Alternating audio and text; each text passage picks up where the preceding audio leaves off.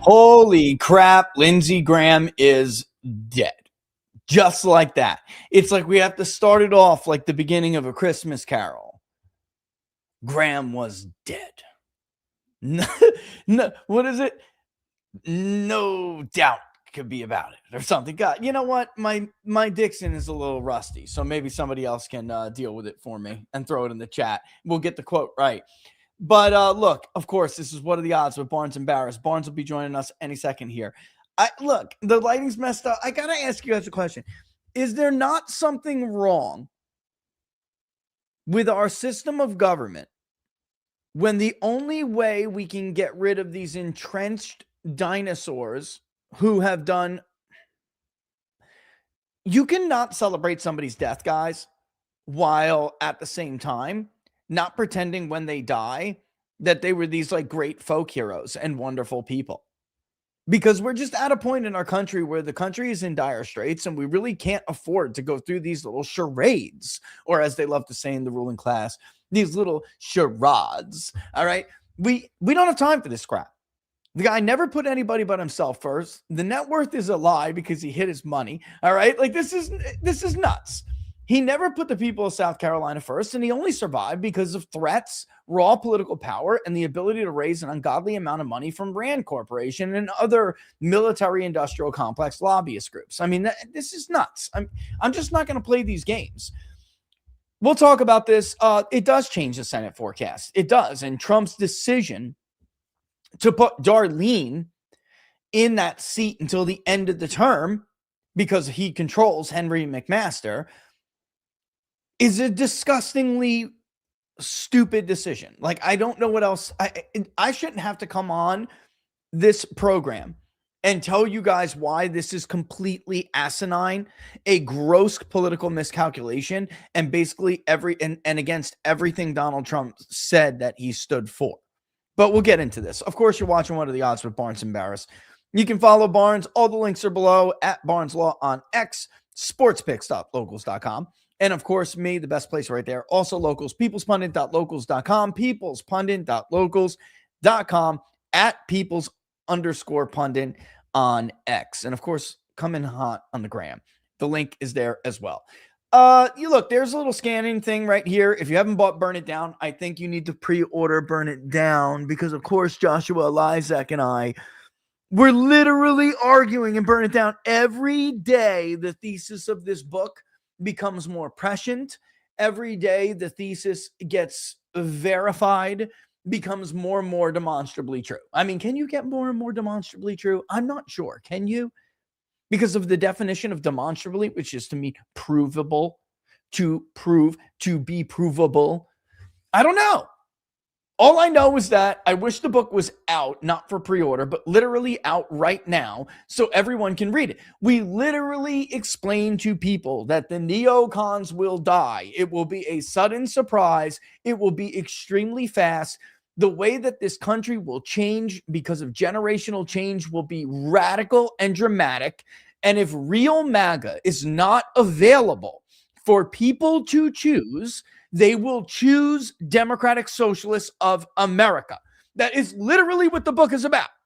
And it's got more data than you could possibly want to digest in one book while trying to make it easy for people to understand. And this is my last attempt to convince boomers that you cannot continue like this because you're screwing your children and your grandchildren. Your generational myths that you believe about millennials and Generation Z are wrong. They are incorrect, just as many of the myths that believe about Generation X and boomers are wrong. People may not know, but millennials are actually the largest group in the electorate as a share of the voting eligible population. They just don't vote at high rates right now. But guess what? It won't matter when the boomers die. Silent gens are already down to 7-8%. And when boomers start to die, they turn 80 this year, the oldest of them. It will happen very quickly. The Lindsey Grahams of the world and the people that I saw fake MAGA, wannabe MAGA all the last 24 hours, maybe we should replace them with Nikki Haley. Maybe we should replace them with Trey Gowdy. You obviously don't understand And there's something really, really wrong with the system, folks, when we can't remove these dinosaurs like him and like Mitch McConnell because the money is so badly entrenched in our system. The lobby has captured the democratic process. And God love him, but Donald Trump was supposed to be your champion against this. And instead, he ensures that Lindsey Graham's sister, Darlene, who has no experience, she works as a voc rehab officer.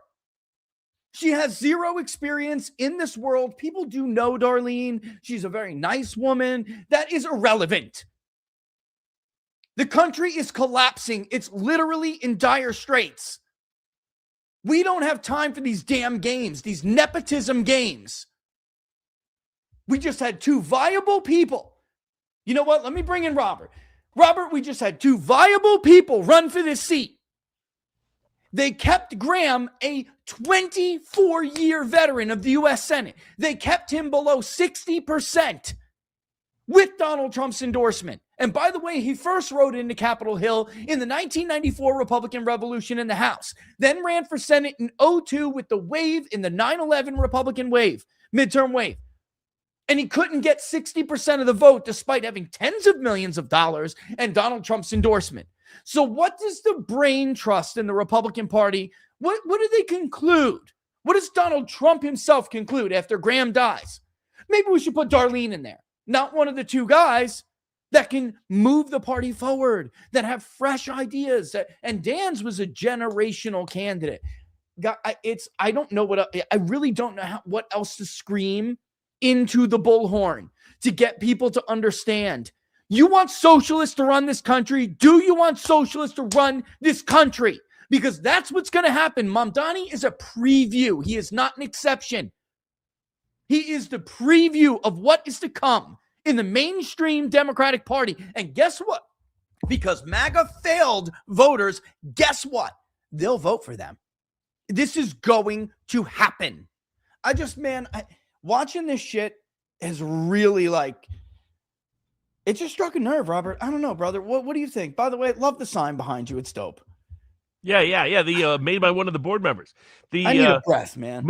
My general take on the replacement for those that are not aware, the governor of South Carolina who owes his governorship to President Trump and supporting Trump in the 2016 primary when he was lieutenant governor and the governor Nikki Haley had endorsed Marco Rubio for the Republican nomination in South Carolina in 2016. It wasn't enough to help Rubio. In fact, Trump would succeed and win anyway. It was a big wake-up call because Trump in the South Carolina Republican primary gave his most anti-war, anti-Bush Republican Party presentation that he had up until that point in the Republican Party nomination, and the assumption by the institutional media across the media landscape. So I remember watching it live. Then I was looking at CNN, Fox, CBS, was that Trump's arguments in the South Carolina Republican presidential debate in 2016. I encourage people to go back and watch it. You can find it on. Please do. Yeah, YouTube, a lot of other places. Was that Trump was DOA, and some of us said no, that guaranteed Trump's winning South Carolina because the South Carolina Republican primary electorate had radically shifted. Yep. It was not the boomer-con, pro-military, pro-war, arch-conservative state of Strom Thurmond of 1988. Nope. It was over half the people who vote in the South Carolina Republican primary are not from the state of South Carolina. Many of them, particularly in the eastern part of the state, especially Horry County, but not limited to Horry County. Well, I should give some backdrop before we get to that. Historically, South Carolina was split between the Low Country, which was Charleston, Old Money, and part of the Black Belt on the Democratic side. Then you got up to the Columbia, the capital, which had a mixture of instincts or political trends over the years, but that was generally leaned institutional conservative with some populist streaks. You go up the coast, you get up to Horry County, Myrtle Beach. Myrtle Beach was generally a relatively underpopulated compared to, say, Low Country or Columbia, working class beach resort. Myrtle Beach was kind of like NASCAR country. It was where blue-collar folks went to vacation, but it was still predominantly South Carolinians. Then you get into the PD, and you get in sort of the northern central part of the state, and then you get into the upcountry. And the PD and the upcountry were split between two strong instincts. One was a heavy manufacturing bias it had a strong populist streak, but not as strong as it was in, say, Piedmont, North Carolina, or northwestern Georgia, or Middle Tennessee, or northeastern Alabama. Populists struggled to win the state of South Carolina, but they could be competitive. But then you got to the upcountry, and it was split between two strong groups: working class, old school working class textile mill folks, and that were represented by the Fritz Hollings of the world, and the Bob Jones University evangelical Christian independent Baptist, because Bob Jones University is literally located there in Greenville, South Carolina. So, but beginning in the 1990s and trending all the way to the 2020s, there has been a consistent and dramatic shift at two levels. One, a lot of those working class whites never voted in the Republican presidential primary outside of your hardcore evangelicals. So they were voting Democratic primaries throughout the 90s, throughout the 2000s. Right. It was, in fact, the first time they entered the Republican presidential primary in South Carolina in substantial numbers were 2012. And that's why Gingrich surprised everybody, because he ran as more of the rebellious candidate rather than the old South Carolina votes for Mitt Romney. New South Carolina voted for Newt Gingrich. Right. And that's why I knew when I was putting out wagers for people in the 2016 Republican presidential primary and watched that debate and Trump roast the military establishment, roast the Bushites, basically say in South Carolina, George W. Bush should be impeached, should have been impeached for lying us into war. He lied, and the tower fell. Remember all that? Remember Pitt Hume's analysis? Well, I think Donald Trump's campaign is over tonight. They love George W. Bush in South Carolina. And people like Robert and I were just pissing our pants laughing. Like, are you kidding me? This guy is going to crush everybody. Exactly. That was when he won the South Carolina primary because of who had now voted in that primary. Yeah. What had happened and this is accelerated since 2016, up in Horry County and throughout the Low Country.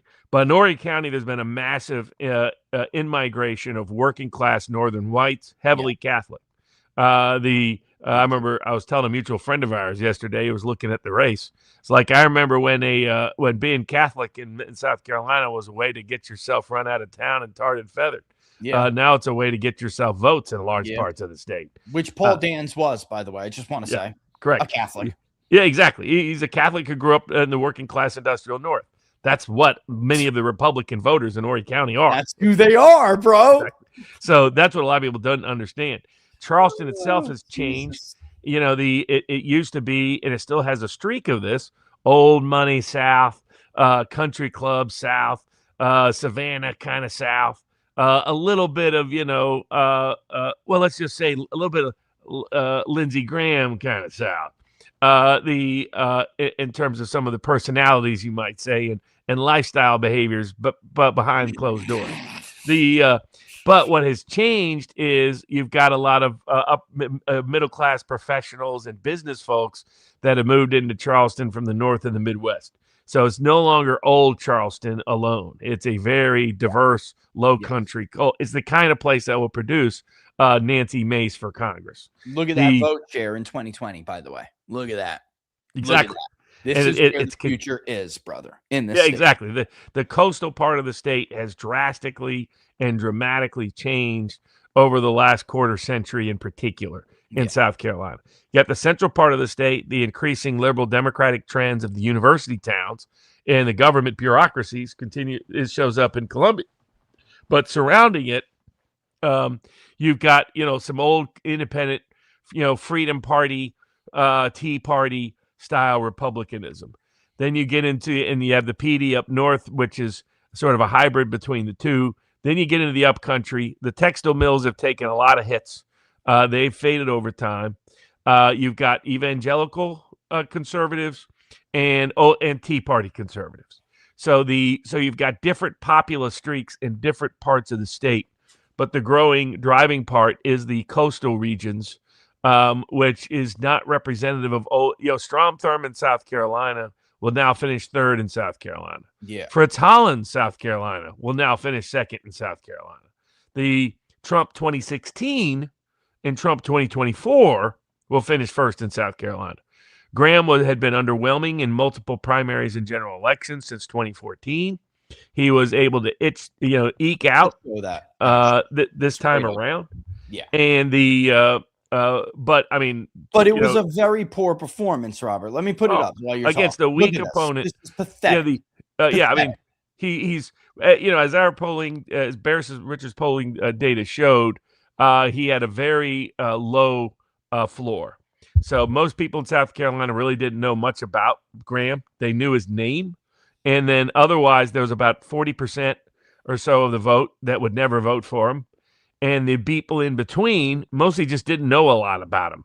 And it was one of the weaknesses of the Lynch campaign that it failed to make that point. You had people who had very favorable opinions of Tucker Carlson voting for Lindsey Graham. Yep. You had people who had very favorable opinions of Candace Owens voting for Lindsey Graham. Alex Jones voting for Lindsey Graham. We did this, guys, just so you understand what Barnes was talking about. This is the stuff that we were polling that you guys didn't really get to see, and that's told us whether or not their message was resonating. Did they reach these people? And it was.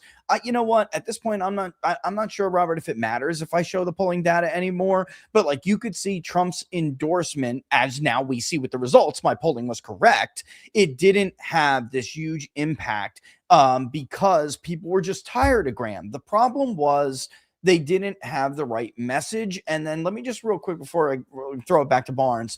This is where Graham is from. Lynch is also from, if you remember the definitions I was just showing on the screen, what's called the upcountry. Robert was explaining to you was the upcountry. The reason why I backed Paul Dans, and initially Robert did as well, before he left the race, which he should have stayed in just to draw votes away from Graham to keep him under 50, but whatever, don't listen to me. The upcountry, it doesn't have enough votes anymore to fight for a Republican primary in the upcountry if you're both from there. Because if you had no low country and PD appeal, PD, Horry County, low country, Charleston, okay? If you had no low country and or PD appeal, which Paul Dans had, he had low country appeal, then you would be left fighting 50-50 in the upcountry with Graham for votes, and then he was going to kill you in central, PD, and low country, South Carolina. And then it doesn't matter if it's not a good performance. It doesn't matter. It would be enough for Graham to hold on. Less than 57% of the vote, guys, for a 24-year Senate incumbent is pathetic. It's not much better than John Cornyn.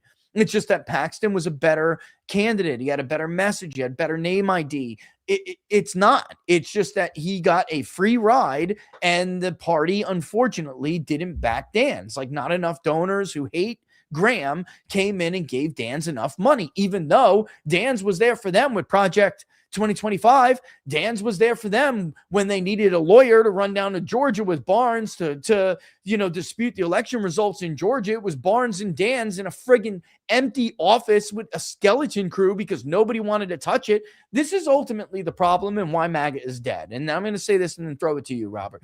This movement is filled with grifters. They were only ever concerned about their own personal wealth and their own, how much they could make while Donald Trump was in power. They were only ever concerned about how much access they could get while Donald Trump was ever in power. It was never about winning. And it was like breaking my heart yesterday on Twitter, watching people who have followed us for a long time, even people who were like, have been dismissive of us over the last year, come to grips with this. Because they were seeing people that they were listening to over us say things like, if the Senate was filled with a bunch of Lindsey Grahams, we could get this is just unserious shill talk. Unserious. And it was shining through for everybody to see. Who was the other person they brought up? The other two? Nikki Haley and Trey Gowdy. I mean, brother, like, if you want to continue to lose, if you want Mamdani to be your president 10 years from now, keep up with this crap. Like, you're not serious about winning. You're not serious about saving the country. You're not serious about shifting the Overton window. You're not serious about preserving the future for your kids and your grandkids. It's that simple. I'm just going to leave it at that. Yeah. And Trump was making inroads, or the sort of Trump 2024 coalition was making serious inroads into the Low Country and Horry County and the PD and that part of South Carolina, including within Pickens, bro. Black vote in Pickens was disgustingly high. Yeah, I mean the Trump was doing very good with making serious inroads within the southern black belts. Yep. And so this is where Jim Clyburn is from. Jim Clyburn has incredible powers in South Carolina, so much so that the Republicans were unwilling to redistrict him out of his congressional district. So that's the strength of him. You've got an old political establishment inside the state, and you've got a new voter group emerging that is mostly unrepresented in large parts of the state's establishment and institutional representation. And, McMaster had the opportunity to pursue a more Trumpian agenda as governor. He was kind of a meh governor. Most people don't even remember what he did, really. Yeah. Now, he's gone and nominated. I don't personally mind it, primarily because the alternatives were worse. In other words, by putting Graham's sister in, she is highly unlikely to run unless you know something I don't. And I would have preferred someone like Paul Dans be put in. I knew he wouldn't pick Nancy Mace because of the Epstein vote, which is stupid on Trump's part. And he might have considered Ralph Norman, who's got a pretty good record on a lot of key issues. But given that his choice was likely either her or Nikki Haley or Trey Gowdy, I was like, okay, I'm okay in that instance with her. She's an improvement over Gowdy and Haley because she's not likely to run for office. I will say this. Don't be surprised at her going completely AWOL. You have somebody, what's her motivation to play ball? Is it that they're going to promise some money at the end of the day? They're going to promise some easy, I don't get that impression.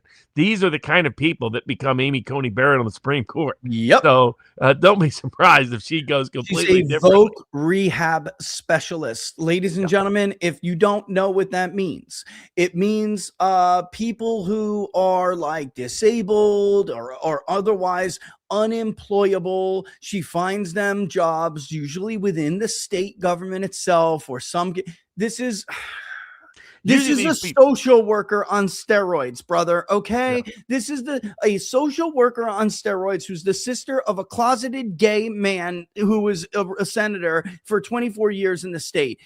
Guys, I really just don't have the patience to be nice or the patience for any of this anymore. Like, I'm not going to play this charade. She's not going to get the money out of those Eastern European bank accounts, which everyone's, his net worth is so low. Right, because the Pentagon was looking into weird money deposits in God, bro, nobody says this. It's like, these are all rumors. They're not rumors. They're open secrets. Thank God Donald Trump won the presidency. Or otherwise, Lindsey Graham may have had some real problems, brother, if it was a Democratic president. Looking into why do these people continuously fund these things? Why are they like senators of other countries instead of their own states? Like, this is stuff that people were looking into. He got lucky. Donald Trump won. All right. And Donald Trump stayed and remained his friend. She has no incentive here, brother, to be MAGA. She has no incentive to represent the people of South Carolina because, of course, the people of South Carolina have never voted for her. In fact, her brother barely won a primary. This is like what people don't understand. You could look at that vote share, guys, and say, well, he won with 57%. For a 24-year incumbent, 57% with the most powerful endorsement in the history of modern politics is pathetic. Pathetic. She's not stepping in here, guys, with like some obligation to put you first. Zero. In fact, she has zero obligation. I understand what you're saying, Robert. It's just the right thing to do here would have been for McMaster to call for an election. We just had credible candidates who could have filled this slot. Or like you said, put Ralph in there. Ralph is a decent guy. I mean, this is just crazy. We're doing this for nepotism and legacy BS, and we just don't have time for this. We just don't. Well, in reality is that, but that's where I know some people were optimistic otherwise. But, well, there was really no reason to believe Trump was going to make the right choice. It was only going to make how bad a choice was he going to make. But there are people in the White House who were like, don't do it, don't do it, don't do it, don't do it. And when they did do it, I was like, bing, bing, bing, bing, bing, my text message, bing, bing, bing. Oh my God. I don't understand how he doesn't see how bad I'm like, well, it's your job to tell him how bad it looks. It's your job. He's busy rug pulling Vance's deal and going back to war with Iran. I mean, That's why I think so many people are just done at this point, brother. yeah, yeah. I mean, well, put it this way: I have no confidence in Trump at all. I mean, he's proven that he's not capable of making politically smart decisions. That's where I just look at what's the worst thing he could do. Let's try to avoid that. Unfortunately, that's where we're at. Northam did endorse Haley, by the way. Somebody just texted me that, and that's the White House's issue with him. Okay, you know what? And guess what? Ashley Hinson in Iowa is the reason Nikki Haley carried Johnson County. She's literally the one who organized the same-day registration drives for Democrats to make sure that they would caucus in Johnson County and cost Donald Trump a 99-county sweep. That was her entire goal in the Iowa caucus, yet he just endorsed her. I'm just, no, it's just I will say this. There's standard, at least a chance with her. Maybe she'll positively surprise us. Because, I mean, she's got almost no portfolio. I mean, that would be my favorite part. I hope I'm wrong. If she becomes a harsh reversal of Lindsey Graham's policies. Wouldn't that be sweet? Wouldn't that be? I mean, likely, no. But wouldn't it be great? She's like, brother, you know what? My brother was always an idiot. He didn't know what he was doing. All his war politics are ridiculous. Trump's lost his mind. That would be sweet. That would be. Do I think it's going to happen? No. But it's like right out of a Hollywood script or something. She owes herself. She owes, like, just for people who don't know, their parents died when she was still not even a teenager. He was like 17. He was basically her parental figure. It is a very interesting story. I mean, look, Graham's story is an interesting story. And for those of us who knew the guy, he's a nice guy. You would get along with him. I don't want to come up here and trash his legacy, but the fact of the matter is, I'm tired. What does it say about us as a country, Robert, that every time one of these guys dies, we all have to put out these nice statements that are just total bullshit? The guy never put his constituents first. He managed the decline of our country. He was literally in office from the House to the Senate while we had the peace dividend and blew it on every stupid war we could. Now we're $40 trillion in debt. He is the ruling class that wasted the U.S. unipolar superpower status, which is the first of its kind in the history of the world. He's literally a key part of the ruling class that did that while the wealth gap grew, while the wealth gap expanded, while the middle class was hollowed out, while our industry was sent overseas, while every stupid foreign war for Israel was started, while we killed, maimed, and raped hundreds of thousands, if not millions, of Middle Eastern people. We have no business being in their business over, with the exception of Lindsey Graham's donors wanted those wars, with the exception of Likud sends money to Lindsey Graham's friends. That's it. This is the worst possible kind of guy in our era. He's literally the reason millennials are struggling, dying. I mean, I just am tired of every time this happens, Robert. Isn't it George Bush has to lay in state for 2 freaking days. George Bush's lie cost us control for 10 years and literally led to trifecta government. If it wasn't for the Republican Revolution, we'd have had Hillary care. I'm just tired of this dance they do. It's Rome, Robert. This is Rome. You know what I mean? It's very Romanesque. Not the Republic either. Yeah, it's fascinating seeing people act like Graham had a deep well of support in South Carolina. He really did not. There aren't going to be tons of people really mourning or sad or upset at his passing.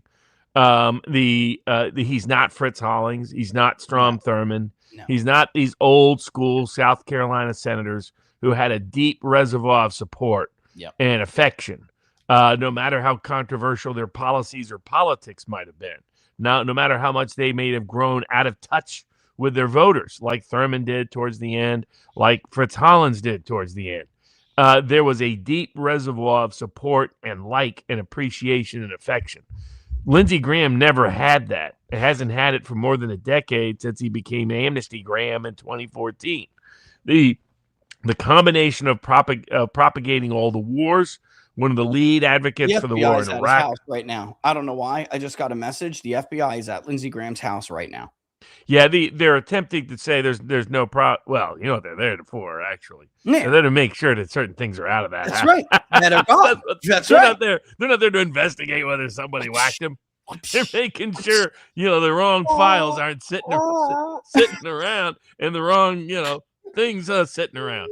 I mean, there's still rumors about maybe he died in Kiev because of his little hobbies and habits there, What and do that they had what to do you stick think him on the about that? military plane and had to bring him back. Well, Larry Johnson's detailed that his original itinerary doesn't make sense with him dying at his Doesn't. house. That Grok he would have says, not even got back to D.C. until after 9 p.m. yeah, And that there were rumors weird. and people were taught whispers out of the Pentagon saying that he died in Kiev, and not because the Russians do, contrary to the conventional wisdom, they've gone out of their way, or the caricature of Putin, they've gone out of their way not to make decapitation strikes. It would be uncharacteristic of Vladimir exactly. Putin to kill Lindsey Graham. Correct. Although He's avoiding killings. I mean, they had him under indictment, but and he was about to push through his massive Russian sanctions that would make the economy 10 times worse. I mean, Trump just keeps compounding errors, but he was known for having certain hobbies and habits.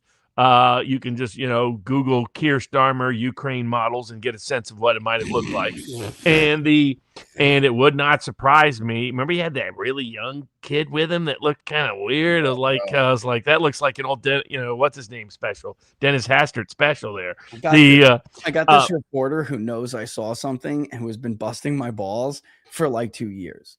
Like, just go on the record. Just go. Yeah, okay, sure. And they're like, but yeah, I do know. I do. And I'm just going to leave it at that. Those aren't rumors. They're not rumors, guys. No. And it's like the worst thing about it is you can go to DC and everyone knows, like, they're not rumors. It's just that he's one of those very, very likable dudes who had an IOU with everybody. So he played the game amazingly good. Well, and there's no better example of that than how he goes from being one of the most vicious and vile critics of Trump through 2016. Yes. You refused to vote for him and told people not to vote for him in 2016. You voted for, Evan McMuffin, or that CIA spook out of Utah. Yeah. Not so quietly supported his impeachment in 2020. Yep. Turned against the January 6 people, was the lead advocate against them. Yep. Lobbied against him behind the scenes in 2024, despite endorsing him. But he sweet-talked Trump. He suckered and sapped Trump. That gives you an idea of his He didn't have rhetorical skills. He didn't have policy skills. He didn't, despite Trump's delusions on this, have cross-party skills. Yeah. He was a deep state military advocate to the core.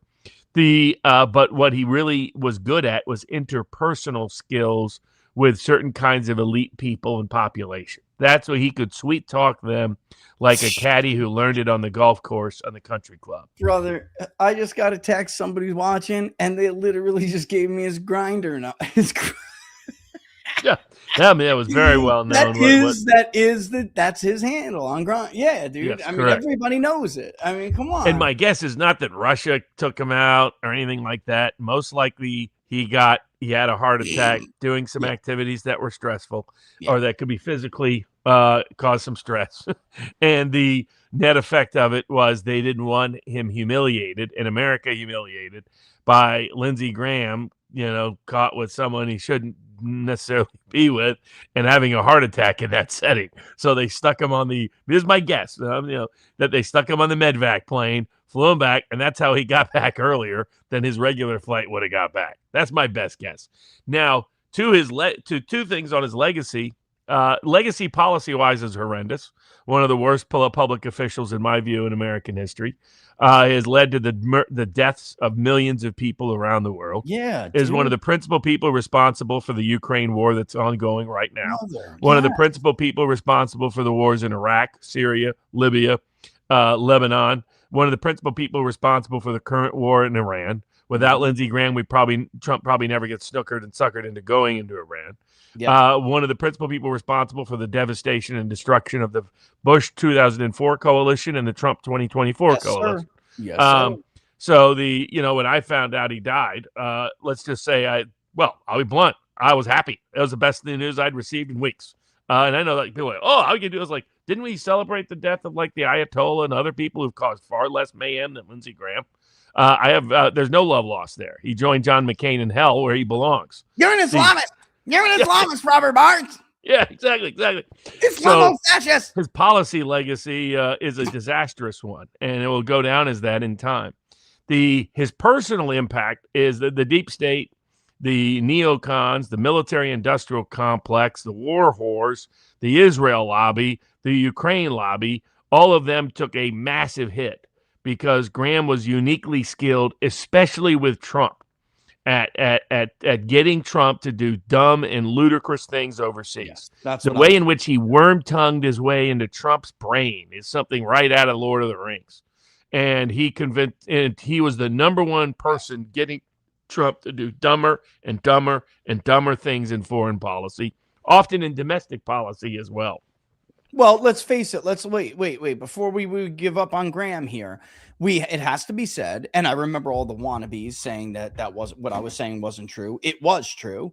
Graham and other Israel lobby senators held up the passage of the BBB until Donald Trump okayed some degree to their satisfaction of military action against the Iranian regime, and which was manifested in the form of the strikes that are now Operation Midnight Hammer that Donald Trump okayed, that supposedly at that time dismantled and destroyed Iran's nuclear weapon capabilities, right, with the Fordo and the other two sites. Of course, less than a year later, we're out talking about how they're going to have a bomb in 5 minutes again if we don't get into the world's dumbest war ever, in what is probably the biggest political betrayal ever in the history of American politics.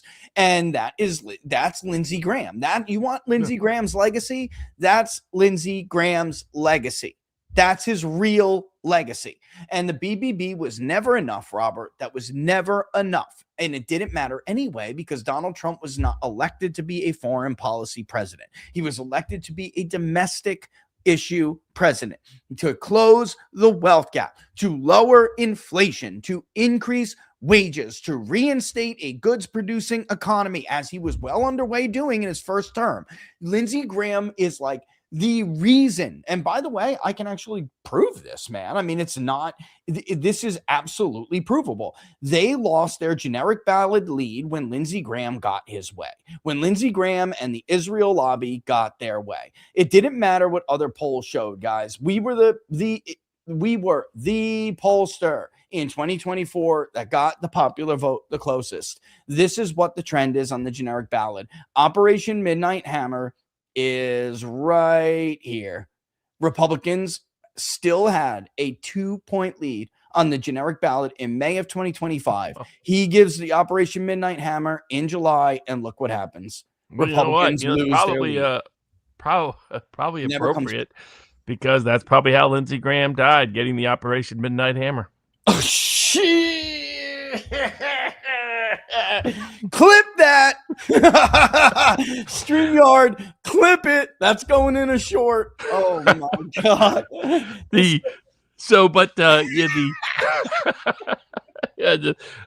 despise the guy. I'm not going to make any. I'm not going to pretend otherwise. There's people whose deaths you mourn even when you disagree with them, and there's people whose deaths you welcome because it made the world a better and a safer place by their passing. That's just who did morally horrendous things in positions of power, not based on their opinion, but morally horrendous things with power. We don't mourn Stalin's death. We don't mourn Hitler's death. We don't mourn Mao's death. We don't mourn any of these people. The Ayatollah, like you said before, we didn't mourn the Ayatollah. Now we're not going to mourn Graham to Ayatollah. Exactly. Yes. Are you kidding me? Yes. This is the guy who celebrated the murder of you could hate the Supreme Leader, but he celebrated the murder of his 4-year-old granddaughter. That's who Lindsey Graham was. He started getting, he started frothing at the mouth when he started talking about his lust for war. So as we get past Lady Lindsey, Queen of the War Whores, now back in hell where she belongs, the state of South Carolina, you look at this race, and this is an opportunity for the party to course correct, at least within the South Carolina Republican electorate. Merely Graham not being at the top of the ticket increases the chance Republicans now hold this seat. But it will depend on who it is they pick. Who is? And you've got the neocon institutional conservative options of Nikki Haley and Trey Gowdy.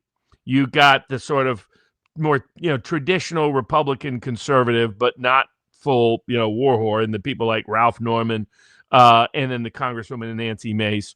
You've got Paul Dans and Mark Lynch.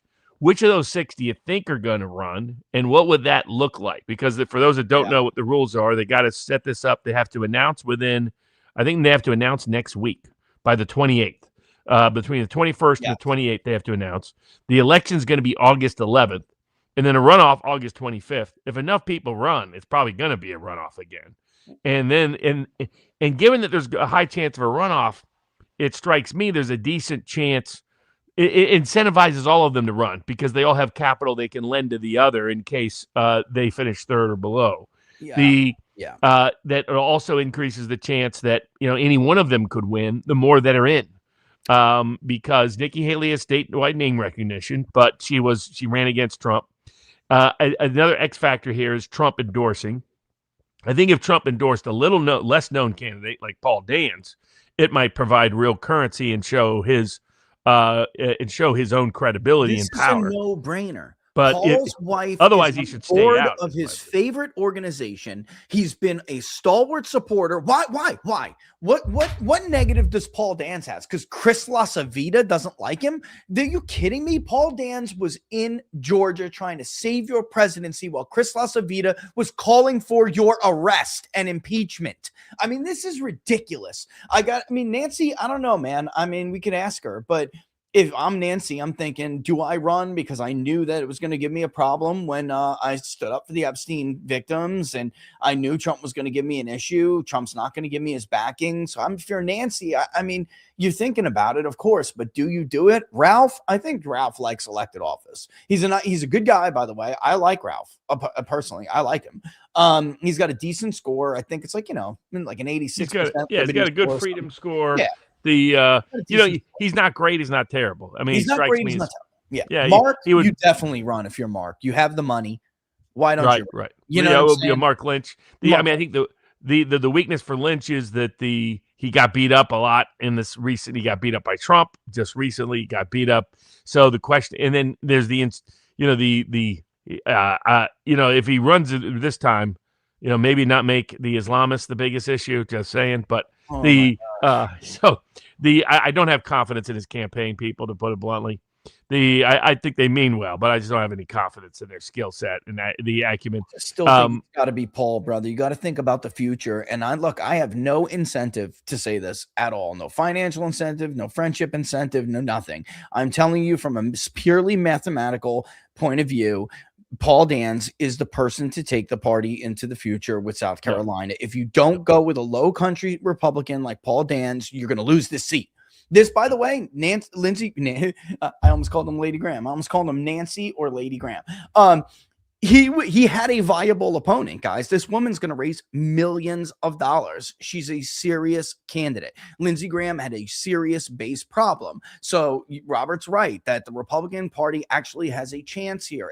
It's like an unbelievable, almost like a gift, like I hate to say it, but it's an unbelievable chance to finally put somebody in that seat that represents the party, represents the base, represents the state. You will never, ever catch a blue state Democrat like South Carolina is still a red state. You will never catch somebody like that in the Democratic Party acting like Graham or being so unrepresentative of their electorate. It's just, that's one of the major problems with the Republican Party right now. There are no traitors in the Democratic Party. There are no betrayers in the Democratic Party. There are no unrepresentative representatives in the Democratic Party. There are 60+% majority Democratic Socialists and Socialist Party, and their representatives act like it. Republicans don't. They still have this neocon parasitic faction that is literally dying before our eyes. I got a very funny video I want to play. Literally dying right before our very eyes, and they have no constituency. They were elected on the 9/11 fear. Like many of these guys are like Lindsey Graham. They were elected on the 9/11 fear and the 9/11 mindset. And that mindset is dead now. It's gone. Neoconservatism doesn't have a constituency to replace them. So they have money. That's what they got. They have money and they have bullying. They have institutional power, but they don't have any votes. And this is a chance to finally start to right the ship for the Republican Party. This would be a huge win. Taking out somebody like doing what Charlie wanted to begin with, by the way. Charlie never wanted another term for this guy because Charlie understood something that I rewatched his interview with Tucker on the 4th of July when Tucker shared it. Did you rewatch it? You remember how Tucker shared it? He was like, basically, there's probably 5 people in our space, brother, who could read Burn It Down and say, man, I get that. That's right. He's right. Charlie, I really wish he was still alive to read this book, because he got it. And if you rewatch his interview with Tucker, you'll see why he wanted Graham gone so bad. You'll see why he wanted so many of these other guys gone, like Cornyn too, by the way.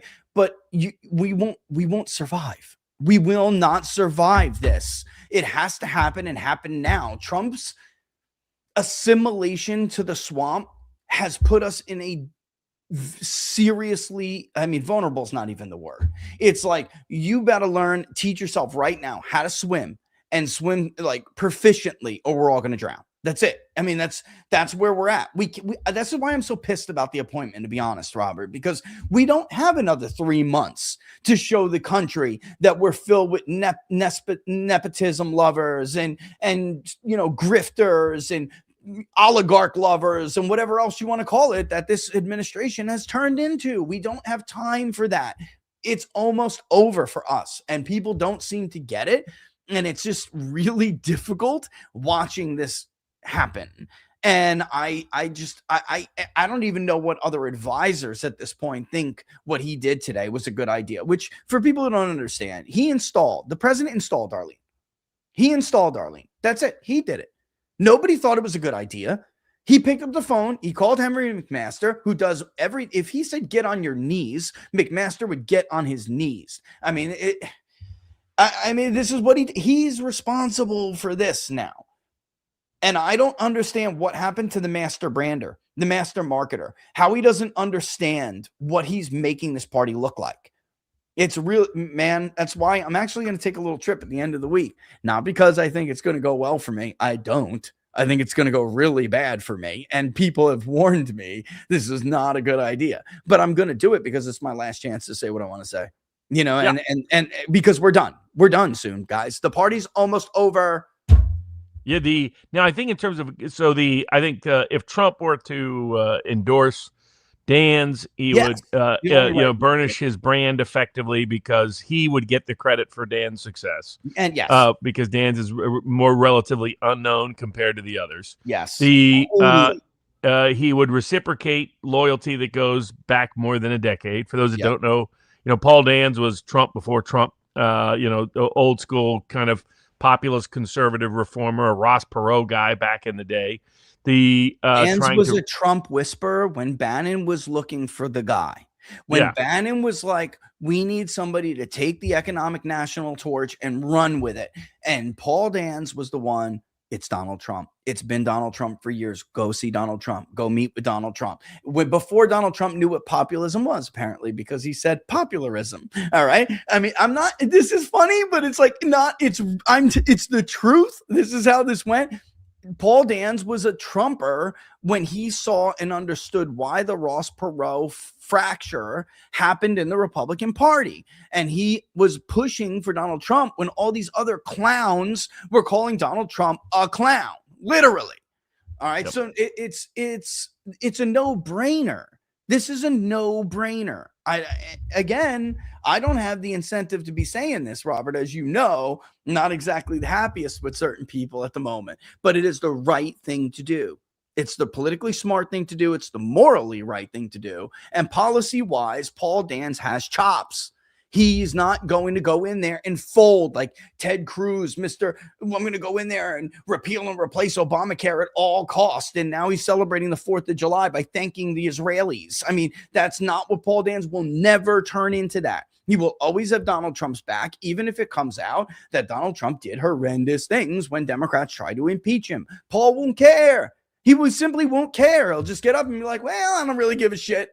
No. These other guys aren't going to do that. They're going to cave. It's important to have a spine in DC, guys. I can't stress this enough. It's important. That town is like a little bubble. You get in there, you go in there wanting to do good, and then it's just very hard. And people are constantly trying to make it about you. And after a while, it's very easy to believe that it is about you and that you should get what you want to get out of it before you leave that disgusting town. And to hell with the little people who really never will give you credit for it anyway, and blah, blah, blah. And that's the story as old as that city. And that is what happens to everyone. I've been watching it for over a decade now, like up close and personal, more than that, from a distance. And there's very few people that you meet where that guy's not going to do it. And it's Paul. That's it. And he's, like you said, decades-long reciprocity here, bro. Decades-long reciprocity. There's nobody who can go back and say, he had my back before Paul Dance did. Nobody. Yeah, it would be, good currency for Trump and in the Trump world to have Dan's be endorsed. Trump would get the credit if Trump for any success that Dan's has in South Carolina. And then Dan's has the backbone, the biography that can be successful in South Carolina. For those that don't know, not only was he stuck with Trump all the way through. In the Office of Personnel and Management was, protecting and covering Trump throughout his first term against a lot of would-be saboteurs and betrayers of both the agenda and the person himself. Then in 2020, he took time off from his job to go down to Georgia to stand in the trenches to fight for election integrity, was willing to take a lot of personal and professional risks to do so, stood by Trump all the way through, then became part of Project 2025 to anchor a way to take apart the administrative state from within and help set up that whole Doge idea. Started with Paul Dance. Yep. The most popular idea of the administration, by the way. Oh yeah, but no question. The has wanted to he says I care more about Palestine, Ohio than worrying about protecting Israel. That's not the top priority. That we need to reconsider and reassess foreign wars, reconsider and reassess our national trade policy. And he has the backbone, as he's shown when he was at the Office of Personnel and Management, when he was fighting in the 2020 election, when he was at the Project 2025, and even when he's put on the sacrificial lamb for Susie Wiles to keep out of the White House. He doesn't go out and publicly attack the president or anything else. Continues to support the same ideas and agenda. Was willing to be a front man to try to take on Lindsey Graham until ultimately people decided that Lynch would have more money, so to get behind Lynch for that challenge. And then he has the branding. So he's got the biography, he's got the backbone, he's got the branding that fits South Carolina. He would be a positive whisper. He would be the opposite of what Lindsey Graham was in being a Trump whisperer to Trump and other members, and would be a good representative of the party, of the new brand of the party, the new wave of the party, the new demographic of the state of South Carolina would then feel really represented in someone like Dance. Dance would guarantee the seat in ways that people just assume it's guaranteed, that they take for granted. And it's not. Because she can't win the upcountry vote, whereas Dan's can win the Horry County kind of vote that would otherwise be in play with any other candidate. So particularly if it's a Nikki Haley or a Trey Gowdy. So that's what I recommend. We'll see. I don't have any confidence at the moment in the president at all. I think his political instincts are gone. I think his policy skills are gone. I think we got a different man in the White House. We'll put out for one last time, I guess, the opportunity that's present. This is an excellent opportunity that they can turn into a strong advantage to help rebrand the party, to help buttress their position for the Senate in 2026, and to reciprocate loyalty in a way that would send the right message to large parts of Washington, where a lot of those people have doubts about whether that loyalty is coming their way, which you're going to need when the investigations and impeachments roll around in 2027. So a smart move, without question, would be to get behind Paul Dance. We'll see if they're capable or able of making such a smart move. This is like 25 seconds. Let me just play this. I mean, it's not exactly the flashiest clip in the world, but this is a guy, and if you remember when he was running against Graham, I mean, he took it to him. He gave him no leeway. He pulled no punches. But this is what I'm talking about. This is the difference. I could play a Graham clip and then back to back with this, but this is Dan's response yesterday. All right, let me just put this up. Simple. A word on the tragic death of Senator Lindsey Graham. This is a man who came from small town South Carolina and under very trying circumstances rose to the very top of the world stage. He did it because he worked tirelessly. He wore our country's uniform. He deeply believed in South Carolina and the United States, and he lived life with gusto and a great sense of humor. Gusto. We didn't always agree politically. Today, Mary Helen and I, we join the rest of South Carolina in extending our deepest sympathies to the Graham family and the many friends Lindsey left behind, not only here in our state, but all over the country and indeed the world. Senator Graham, Lindsey, rest in peace. We didn't always agree. You know, I mean, he gives this nice, thing. If you watch the campaign, guys, you know they didn't agree. All right. But like, you know, and then he puts a prayer up for the guy. You know, I mean, let me play the other one. And now let's compare and contrast that to the late Lindsey Graham. So when we were faced with destruction as a nation after Pearl Harbor, fighting the Germans and the Japanese, we decided to end the war by bombing Hiroshima and Nagasaki with nuclear weapons. That was the right decision. Give Israel the bombs they need to end the war they can't afford to lose and work with them to minimize casualties. Well, can I say this? Why is it okay for America to drop 2 nuclear bombs on Hiroshima and Nagasaki to end their existential threat war? Why was it okay for us to do that? I thought it was okay. To Israel, do whatever you have to do to survive as a Jewish state. Holy shit.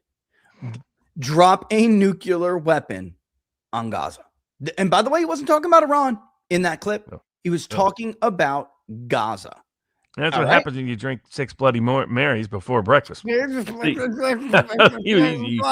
tell he's drunk. Everybody, brother, everyone, including Harry Truman, says the bomb has said that the bomb should never be used again. That we were the first ones to use it, and that's why we're the only ones to use it. Carnage on a scale not even they understood it would be.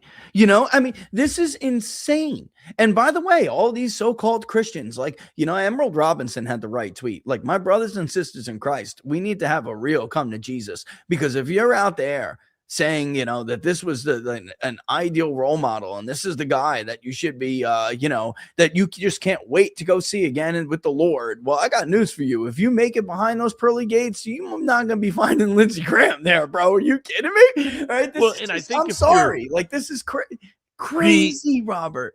If Dan's doesn't get Trump support, what do you think the primary looks like? I think it's going to be a shit show. Right. You know, and I did tell Laura, because like apparently when I was at this convention with she says, oh, people watch, Rich, you got to watch your mouth. The kids, their friends watch, their parents watch. I'm like, nah, it's not true, brother. I couldn't. I and my daughter hates it. She can't stand it when they're like, oh, you know, it's like, can I get a picture? My daughter just storms away. She hates it. She thinks it's embarrassing.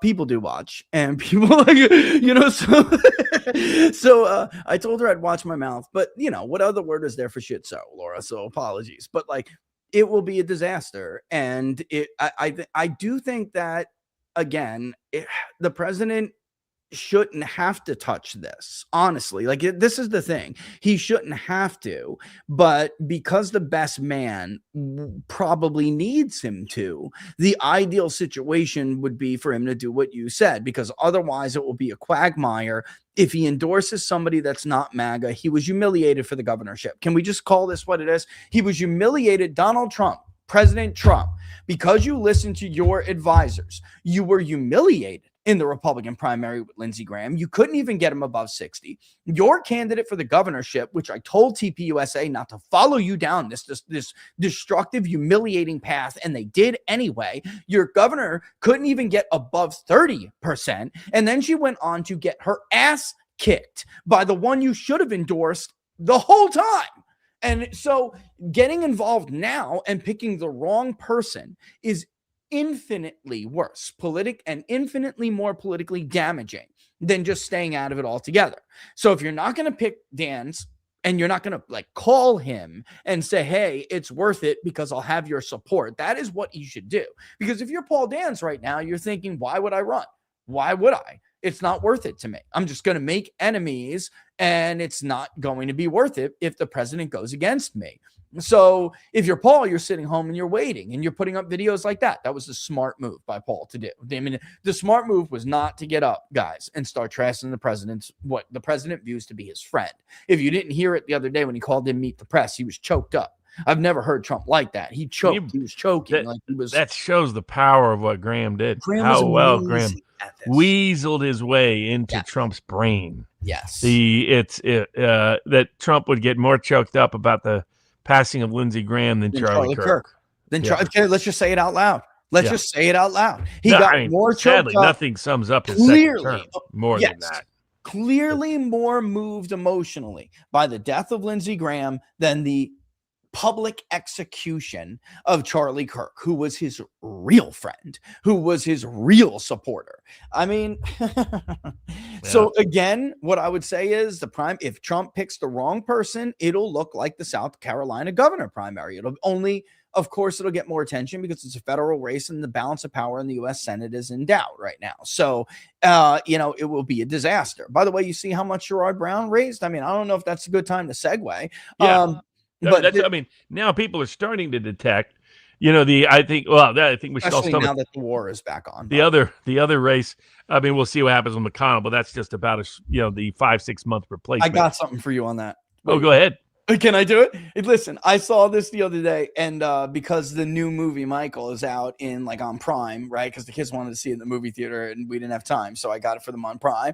Everyone just thought this was the bee's knees. But the day that they took the picture that's up on social media now is this. All right, there were a few of us who were told, which it got out. And they were very upset at certain people for telling certain people this true situation with McConnell, which is that I don't know if I was not told he was brain dead. Like I know Laura Loomer's out there saying he's brain dead and whatnot. I was told he is no longer capable of being able to fill the duties of a U.S. senator, and it will never, ever change. That is not going to ever be the case ever again, and he is done. Why does this matter? And I spoke to a reporter about this earlier this morning because Andy Beshear wants to challenge the Kentucky law that says that, a governor cannot appoint someone when there's a vacancy. They have a hole in the law. And Robert, you're the lawyer, you probably explain it better. But if you do not put up right now a special election to replace Mitch McConnell after, I believe it's August 2nd, I have to go back and look, then Beshear will challenge this law, and he will put somebody, a Democrat, by the way, in McConnell's seat, and he'll stay there, folks, until the courts hear it out. So McConnell's team, I don't know what they're doing, because the problem is the best case scenario in that event is that the vacancy holds, but that's bad news for Republicans. It means it's harder to pass a bill. It's harder to confirm somebody Trump appoints. It's also harder, by the way, to protect Donald Trump from a conviction, which is what I really think is going on here. And that's why, Mr. President, you better watch some of those snakes and vipers that you have in your den, because the Scott Jennings of the world out there, he's my mentor, and I just spoke to him for 45 minutes. Yeah, did it sound like this, Scott? Guy is done. He's done, and everybody knows he's done. How long is it going to take for the Republican Party to recover from these lies and these betrayals that they have been throwing at the American people one after the other? So when I saw this meme, I just thought this was perfect. Here we go. This is the best ever. Wait, here we go. Get it, Mitch? Look at him go. The best meme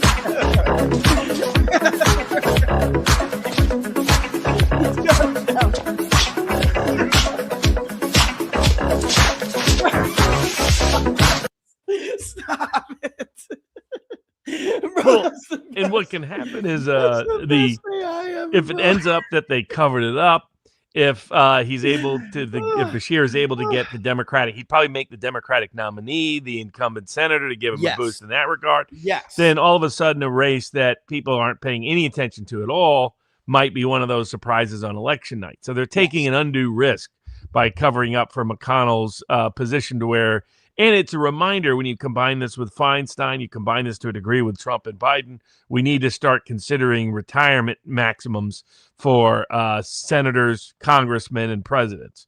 Just like we have minimum age requirements, Yes. we need to consider maximum age requirements, because this is when people see all these geriatrics, Feinstein still voting hours before she's dead, when it was clear she couldn't function John at all McCain. for months. McConnell hasn't been able to function for months. You got Keene running off to rehab. Yep. You said it. You said it. Disappearing for long periods of time. I mean, it's just embarrassing to it makes the constitutional republic look like old post-republic Rome, as you pointed out. Yeah. Now that takes us to another place where the Democrats can't help themselves and idiotic Republicans joined in, which is Graham Plattner. The Plattner's got a good campaign platform, but had personal baggage, and the Democratic establishment just can't help but bite itself in the foot. So it decided to destroy him. Susan Collins was going to sit on this until a couple of weeks before Election Day as her last rescue salvage, and instead Republicans jumped on board a obviously dubious Me Too allegation from chick that says, rejected on her forehead, and regret equals rape kind of thing situation. Like a lot of the more bogus Me Too allegations. But the dumb part of Republicans was jumping on it, getting so excited about it. Aside from the obvious hypocrisy, it made every Republican look like the conservative look like a fake and a phony and a fraud for doing it. But the other problem was, all they did is now they're going to put a longtime labor state rep is probably going to win the Democratic nomination. And this guy's got an established history of winning in Trump plus 10 districts. And now you're going to make him the nominee. And he's already picked up all the Plattner. Now, I'm not going to fund Israel. Yep. I'm against the foreign wars, all of that jazz. Plus, he's got labor bona fides in a way that Plattner did not. Plus, he's run for office and won office in Trumpy, Maine. So all they did is put Susan Collins 6 feet under by taking out Plattner with the Democrats. I did everything I could possibly do to explain that to them. This is California all over again. They jumped on the Democratic assassination of Eric Swalwell. Everybody knew about Eric Swalwell's behavior. Everyone knew that Eric Swalwell slept with a Chinese spy. Everybody knew that Eric Swalwell is a degenerate sexaholic and an alcoholic. All right. Everybody knew this. And yet it was perfectly fine until it looked like the sheriff and Steve Hilton were going to end up being the only two who made it through the jungle primary, being two Republicans, which, folks, is the only way Republicans have any chance whatsoever of winning a statewide election in California. Democrats decided Eric had to go, and these stupid Republicans, and frankly, again, this is the problem. Grifters and noobs in MAGA. These are two very big problems. One, the grifter, we know what that is. A noob meaning, like, for the gaming term, you're a new player in the game, right? And Nick Shirley and all the rest of them who just seem to have these stories dumped in their lap magically, all right, don't understand the game. And they jump all over Eric Swalwell and help push him out of the race.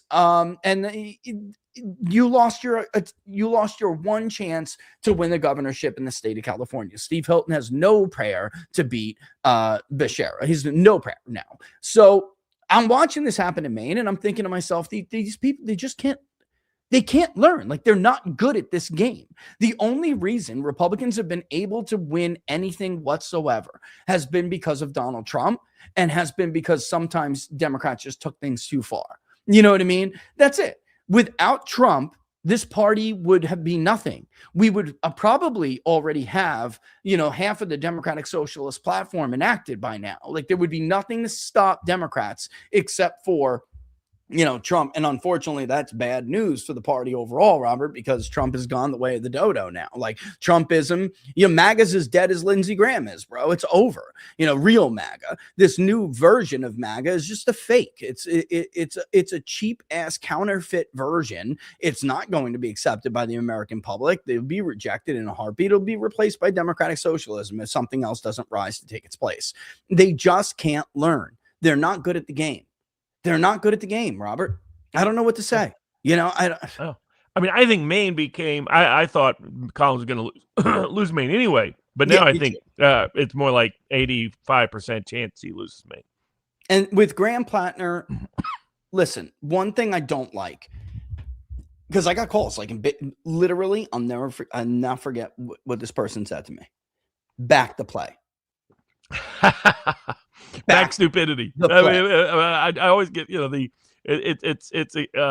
it shows you how politically daft these people are. That's why I have no confidence in them. Me and Posobiec are like, wait a minute, what's wrong with you? Why can't you understand? Like, because Jack was totally with me on this, although he publicly backed the play. He did. But like, he was with me on this. Like, what part about this don't you understand? And also, the second thing I don't like is just, you're not going to turn me into a hypocrite. I don't like the idea of these very clearly AIPAC smears. This was an AIPAC smear, bro. Like, this came right from the Ziocons and the AIPAC on the left. They are going to cause a chilling effect where no normal people like Graham Plattner, because guys, the ruling class ain't it. All right, they brought us, the Lindsey Grahams and the Susan Collinses, they brought us to this sad ass state that we currently find ourselves in. They're never going to lead us out of it, ever. It's not going to be them.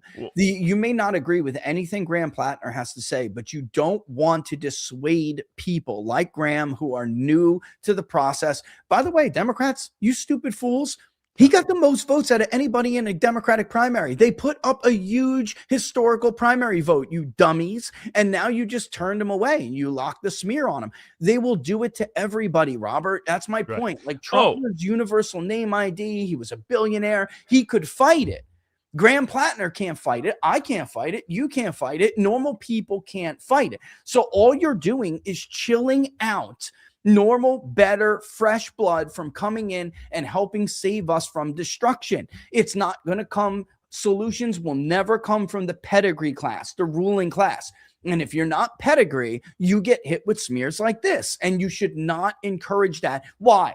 Because Susan Collins is a fraud, a crooked fraud who couldn't beat Graham Plattner on her own. Why? Because the administration didn't govern as it said and promised it would govern for the people he promised he would govern for. That's why we're going to sacrifice, and we're going to cause this chilling effect. We're going to sacrifice any hope of real reform, any hope of restoration.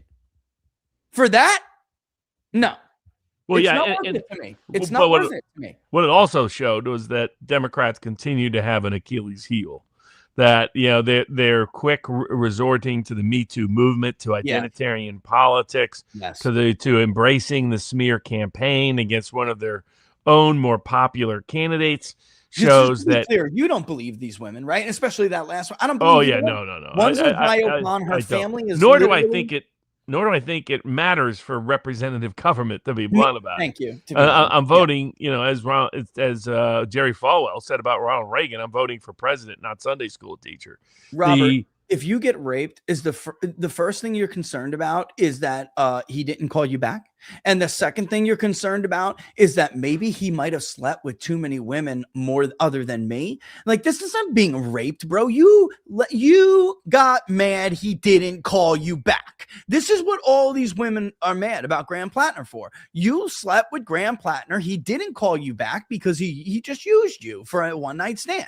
And you're pissed that he didn't call you back. There's a word for it. It's a dirty slogan. I'm not going to use it, but there's a word for it. You got and dumped, and now you are mad, and now you want to say things like that. I'm just, dude, no, not only do I not buy it at all, I don't know how anyone can't see what it is. Maybe you've just never slept with women before and you don't know how women act and women behave. Like, how these guys could jump on him like this. You guys are disgusting. You're anti-American, anti-men. Like, you just disgusting. It's such a clear smear to me, Robert. So clear. Well, it's not only that, it's just that the Democratic Party, which would rally behind anybody against any accusation, now quickly rallies to it under the identitarian banner. And it shows that the point Michael Tracy made is that if you're a white heterosexual male, why would you run as a Democratic candidate? You're going to be at massive risk.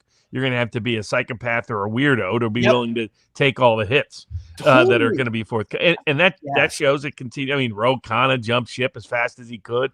It showed an Achilles heel still in the Democratic Party. It's why I think that even if the Democratic Party achieves success in the midterms or even in 2028, they're going to invariably and inevitably fail and bring in a third-party movement. I tried telling Roe, you're shooting yourself in the foot. And Yeah, you're completely. shooting yourself in the foot, man. Don't do it. Don't tell him to get out. I know exactly how to get them to betray their own with a heart. You know, that's not a strength. That's not a sign of strength. Now, transition. $5,000 deposit 3 months later in her bank account. I guarantee. Yeah, well, yeah. I mean, it just everything about it screamed problematic. But shifting into the 3 races that didn't have all this dramatic news, the races that we said would be competitive, there's been more evidence now amounting that they are competitive or lean Democratic. And people should recognize, if Ohio is leaning Democratic, why do you think Iowa is safe Republican? If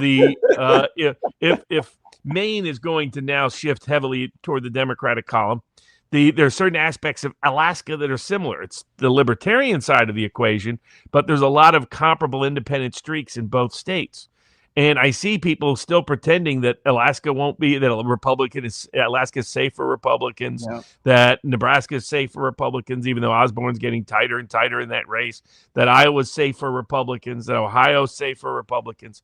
This is that Michigan's going to be competitive because they haven't caught up to the fact that El Said is actually a stronger candidate than the other one. Thank God you said it. Because he has legitimacy, he has legitimate populist instincts. That there's only so many mommy candidates from the professional class women you can handle in a place like Michigan.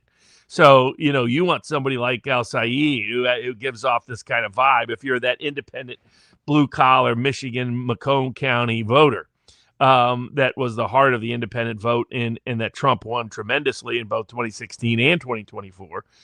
Those voters, the anti-war vote in Michigan's off the train. The blue-collar industrial vote is increasingly skeptical. The black vote, and then the vote he got in Muslim parts of Michigan are completely off the train. It's gone. Yeah. It's forever. It's gone. And Said can be much more credible against Rogers than others. And I don't think Michigan. I see people think that Georgia's going to be tight. I don't understand that. These people are crazy, bro. Yeah, I mean, so in terms of Vance offered an exit ramp that had, if Trump could have kept to it, could have mitigated the losses in the Senate, maybe even hold the Senate. But Trump has now rug pulled that for probably the last final time. I don't see Iran signing it again. So since we're back now, it won't be troops on. I presume Island. It won't be people on the ground. Even though there's lunatics proposing that every night on Fox News.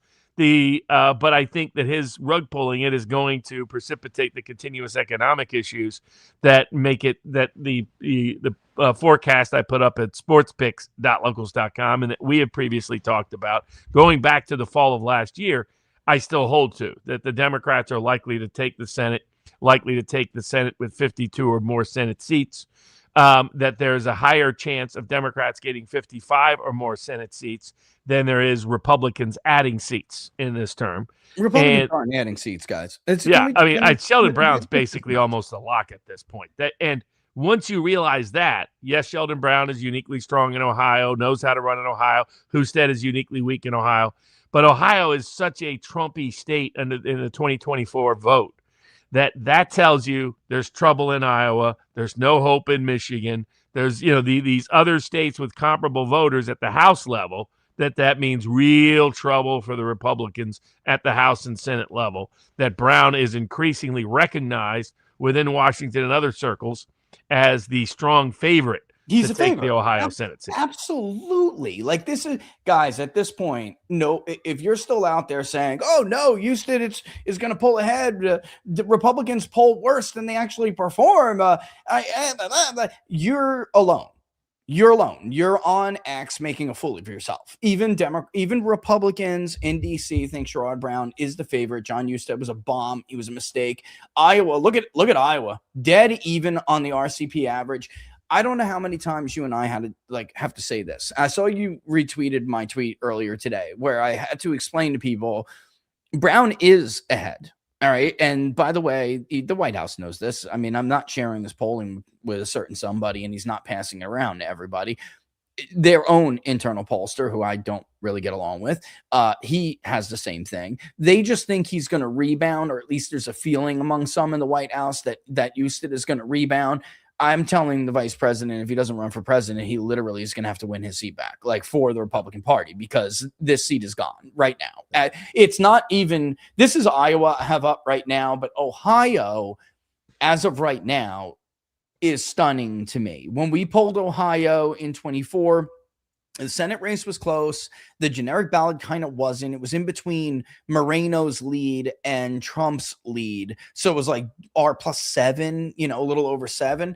Moreno, which we nailed, it was like 4.1. He won by 3.5. But Trump was ahead by like 14 points. They don't understand why Donald Trump wins the industrial Midwest, the Rust Belt, and the Great Lakes states. They don't understand. They never got it. You can't start a war in the Middle East. You can't do that, especially not when everyone's most important issue is the cost of living crisis, jobs in the economy, wage growth. This was the last thing that they wanted you to do. Now they don't even view Trump like that. And for people who don't understand why this is important, Robert and I have gone over this it's ad nauseum, Robert. We can't keep doing episodes about the same shit over and over again. The margin on who you trusted to keep you out of war has mirrored the margin statewide in vote preference for a long time. It is extremely predictive. It was the first sign Hillary was in trouble in 16 in the Midwest.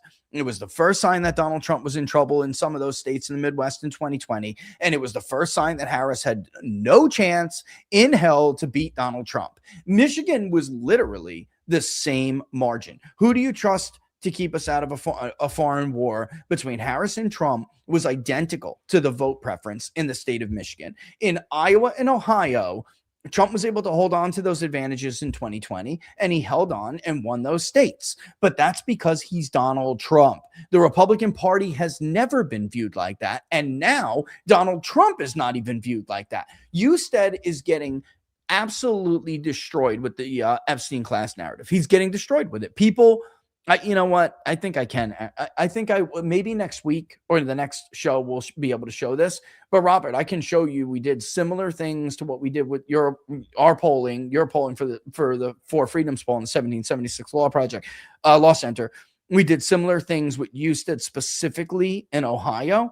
It's disgusting. We polled Tucker Carlson's favorability rating. We polled a bunch of these different people. Like, they hate Mark Levin. They hate Ben Shapiro. They hate Benjamin Netanyahu. They don't even like Israel. They sympathize more with Palestine. All right. They do think Epstein is a scandal. Donald Trump is underwater in the state of Ohio. And I don't mean by a little. It looks almost like the national approval. It's bad. Guys, in Minnesota, which is just a little bit to the north, the guy's in the low 30s. Low 30s. It's not good. The environment is very bad. And Hinson, her major problem is the problem that Finstra was going to have.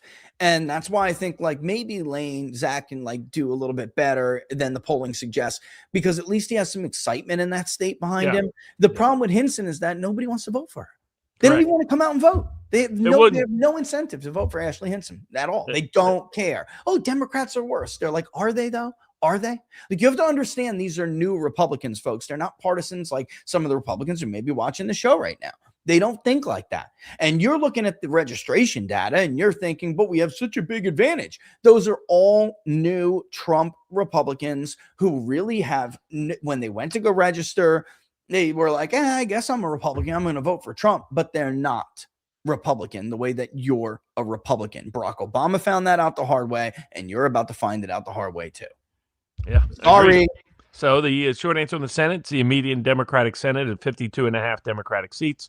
More likely they have 55 than Republicans add Senate seats. Those numbers really haven't changed because even if South Carolina, without Graham at the top of the ticket to take it down, that's been counterbalanced by Democrats improving their position in Maine. So, and solidifying their position. And I think, the surprise states, it's now starting to be seen because they now recognize that Nebraska's not safe. Montana's not safe. Florida's not safe like they thought before. South Carolina's not safe. North Carolina. So at least, we talked about 6 months ago, they're now being recognized that these are not the safe seats that people thought because of the dynamics of the general election in terms of a general election environment and specific factors in those seats. I would note particularly gas and diesel prices are going up the most at the moment in states like Ohio and Iowa. Very, very, unfortunate for the Republicans heading into the midterms. Yeah. That's the thing. This is all coming back now. And if Trump, we really do get control of the strait. I saw the clip you put up. If we really do get control of the strait, let's just play Trump's little game. And let's say that he gets control of the strait and starts imposing a 20% toll. It's $15 jump in oil overnight, bro. What are you talking about? Yeah, exactly, $15 jump per gallon, per barrel. There's more evidence he just doesn't know where his brain is not where it used to be. Bro, first of all, that's not going to happen. We all know that's going to. And did you see what the Iranians said in response, man? It was humiliating. Actually, let me put it up. Here it is. POTUS is absolutely right. Whoever provides secure and safe passage of commercial vessels through the Strait of Hormuz should be compensated for this service. Iran has always been the guardian of the strait and will remain so forever. 20% is, of course, too much. We will be fair. Oh, my God. Exactly. We'll charge 10 times less. Yeah, totally you could see that coming. I mean, I feel for JD. Keeps getting deals and Trump keeps rug pulling him. But because of that, the fundamentals continue to favor Democrats in both the House and the Senate in those key races. The next in August we'll do a more of a breakdown on the Nebraska, Montana, Texas, Florida, what you could call the Republican reaches, or the Democratic reaches, and we'll have a little bit more knowledge of where those are. Before we get to the questions, we should post up the link to the Florida Public Polling Project. Oh, yeah. Because there's a lot of interest there. What's going on in the governorship? What's going on in the Senate race? Yeah. What's the probability? Florida has a bunch of House seats that if Florida flips the way the whole country is flipping, even Florida isn't safe. But we got to get accurate and honest polling because there's so much bad polling out of Florida, mostly because Florida is one of the hardest states in the country to poll. And you've been one of the only people to consistently and accurately poll it. But the other reason is pollster in the state of Florida. There is no. That's been I'm proven stop for being so goddamn modest. I am the best pollster in the state of Florida. I literally, somebody challenged it on X the other day. I literally went, got all the links, put every single one up.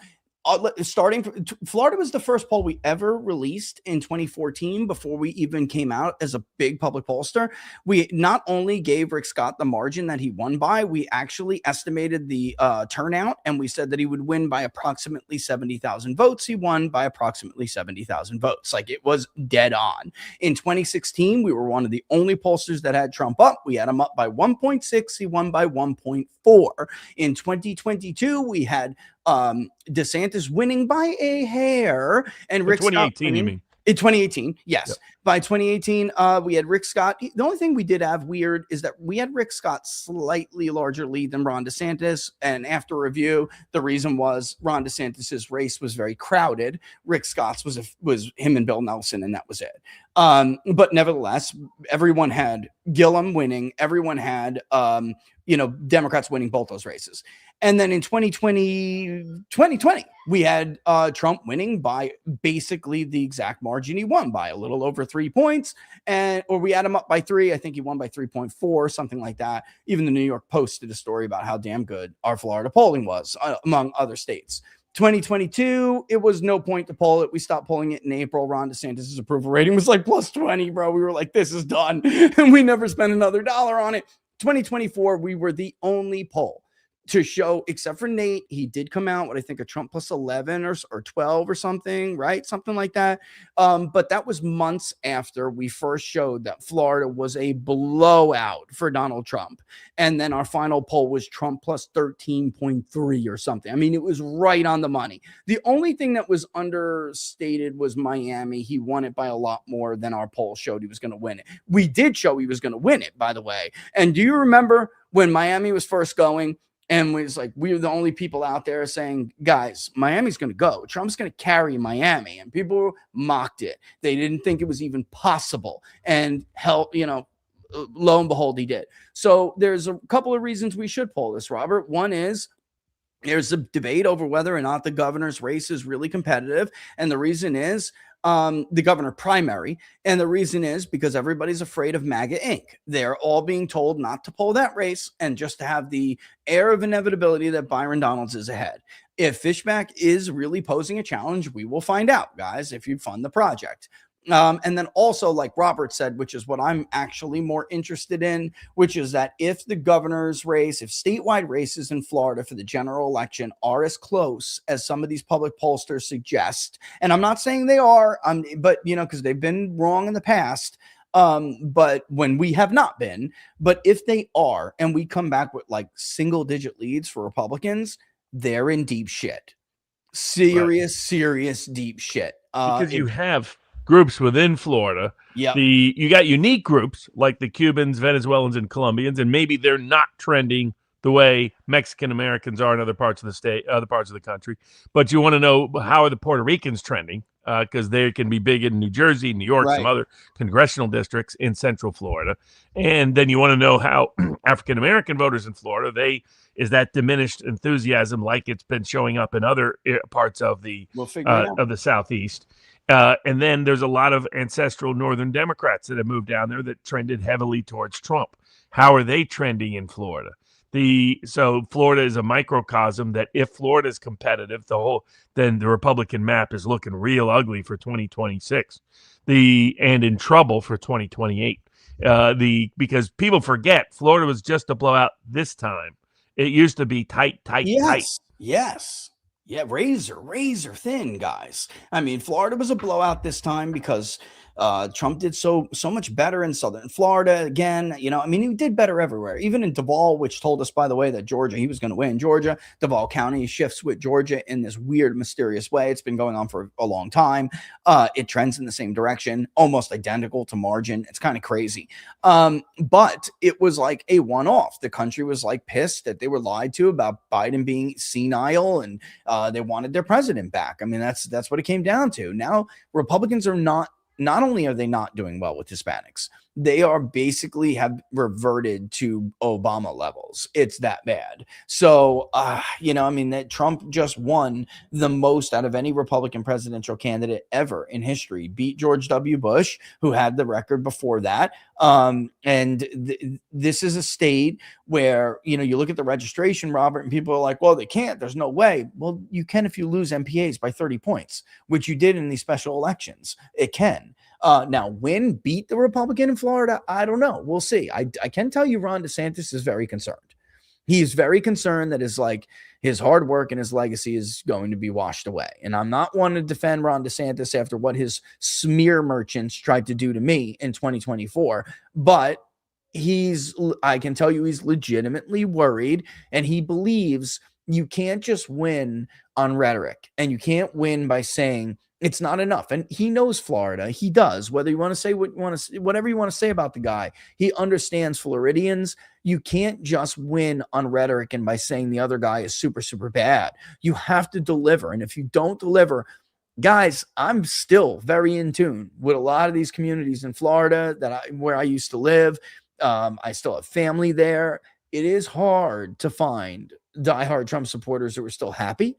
And even harder to find, you know, those younger Hispanics who voted for Trump in South Florida. They're pissed. They're furious. I mean, they did not think that Donald Trump would ever start a new war instead of take care of them. And by the way, taking Cuba is not going to save you. It's not. So they don't give. There will be some who will be happy, yes, but Cubans are one subgroup of Hispanics in Florida. Not even Venezuelans, after capturing Nicolas Maduro, are forgiving Donald Trump as a whole for not taking care of their needs at home. By the way, I just did a very conservative Senate map before we move on to the questions, Robert. Look at this. I mean, I still left out Iowa a toss-up, even though because it is like dead tied on RCP right now. I just left Alaska and Maine toss-ups just so people understand how easy it is if it's a bad environment for Republicans. One or both of those states are going to go, if not all three. So and that leaves, I'm leaving Nebraska as it is, even though I think that honestly, Nebraska should be a toss-up right now. I know people don't want to hear that, but that's just tough shit. I'll leave Montana because of what wound up happening with Montana. But Nebraska, like you said, he's gaining every day. And the internal polls for the Republican, the NRSC, the National Republican Senatorial Committee, have Nebraska tied. So it is what it is. Now that they threw Graham Plattner out of Maine, if we were to put that as leans Democrats have it already. You need Sullivan to hold on, and you need to win these other two states to even make sure that, it's a close vote, but even at this rate. Oh, and then now you want to know why I'm flipping out over Mitch McConnell, guys. Let's say we take this out and we give them Kentucky, because McConnell and Scott Jennings and the rest of them want to play fucking games, we could, or there's not even a senator there. You got to remove his vote when you go through cloture and all of that. I know you guys don't understand Senate rules as convoluted as they are, but if McConnell is constantly not present, it makes it easier for Democrats to get legislation through. All right. Or block or convict, so this is not, I don't know how else to impress this on you. Robert and I were telling you last year that Ohio and Iowa are going to go or be close. And everyone laughed and everyone thought it was a joke. Iowa is now gone. It's gone. I mean, Ohio. Iowa could be closer. We'll wait to see how that goes. But I'm inclined to agree with Robert that if one is going to go, the other one's probably going to go too. That's just how this works. It's like, we can look at polling, but it's like, remember, Robert, when we tried to explain to people, like, Trump is not ahead in Pennsylvania and down in Michigan. Like, that's just not going to happen. Whoever wins one is going to sweep all three. It'll be closer in some, but that's how it's going to go. This is traditionally how it goes. In 2018, Iowa was the one that swung first. Right. And Ohio resisted. Even though Sherrod Brown ultimately won that, Republicans still won the gubernatorial. Vivek is down in all. This is what I think is the double whammy. Vivek is such a horrible gubernatorial candidate. Yeah. Yeah. He should have stayed in the administration. He should have. Yeah. You want to go through the chats? Yeah. Let's start to the super chats. Yeah. First and foremost, let me just give a. Is it here? Like Laura's like, got to tell people. New member, woo woo, new member. All right, and welcome aboard. She's right. I got to do that. Appreciate your support. We do. Thank you. Appreciate. It's Lisa, right? Spelled with an E. That's cool, actually. Once upon a time, I had a sister. Her name was Lisa. I haven't spoken to her in 30 years. But maybe longer, actually. But it was a half sister, actually. Hope she's doing all right. She was a good kid. Good kid. She was older than me. When the incubator left us before my dad got us, that girl made sure I had some mac and cheese at least in my belly. I'll forever love her for it. Gray. MAGA failed. Has real communism ever been tried? That's funny. But the funny thing about this, guys, is that he knows this is what they're going to say. This is what they're going to do. They're going to say it didn't fail. It's failed only because capitalists sabotaged it. And, these oligarchs and Trump class people, they sabotaged it. It's going to work because you let them down. You let them down. And part of it will be that they'll willfully believe it or, kind of like ignorantly, blissfully, whatever the word I'm looking for. Or they'll just be so angry. They're like, let's try blowing up this thing over here. Yeah, exactly. They'll try burning it down. They'll just try to burn it down. Can voting fix America, or has that time passed? I think that's actually a serious question here. I understand, but I think that time has not passed at all. I think the question is whether can the Republican Party reform itself? Yeah. Can the Democratic Party deliver? And if not, can a new third party emerge from the ashes? I'm hoping somebody asked this question because I want to get into this with you with what Tucker said and everything that was going on. I can tell you guys right now, I polled Tucker as a third party. I polled him with Joe Kent.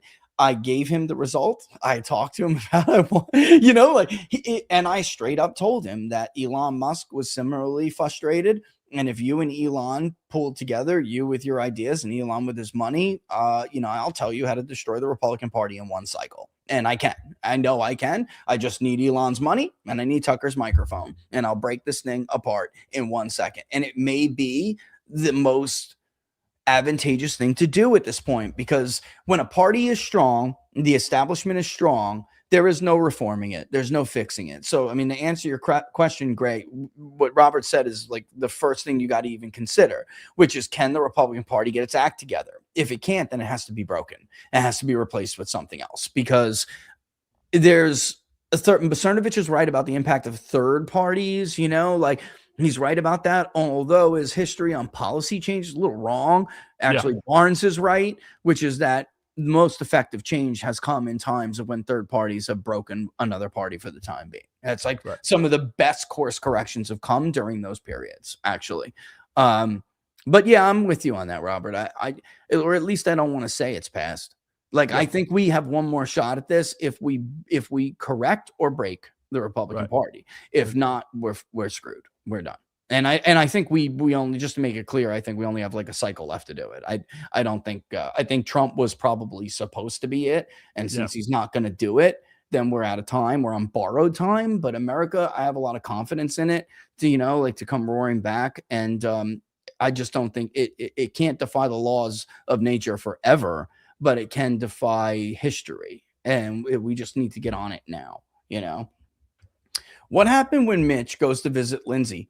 Does Andy Bashir have the balls to just appoint Thomas Massie as the interim senator to cause chaos? Could you imagine if he did? That would be a smart, but he's too much. He wants to be president in 2028. Yeah. He wants the Democratic nomination.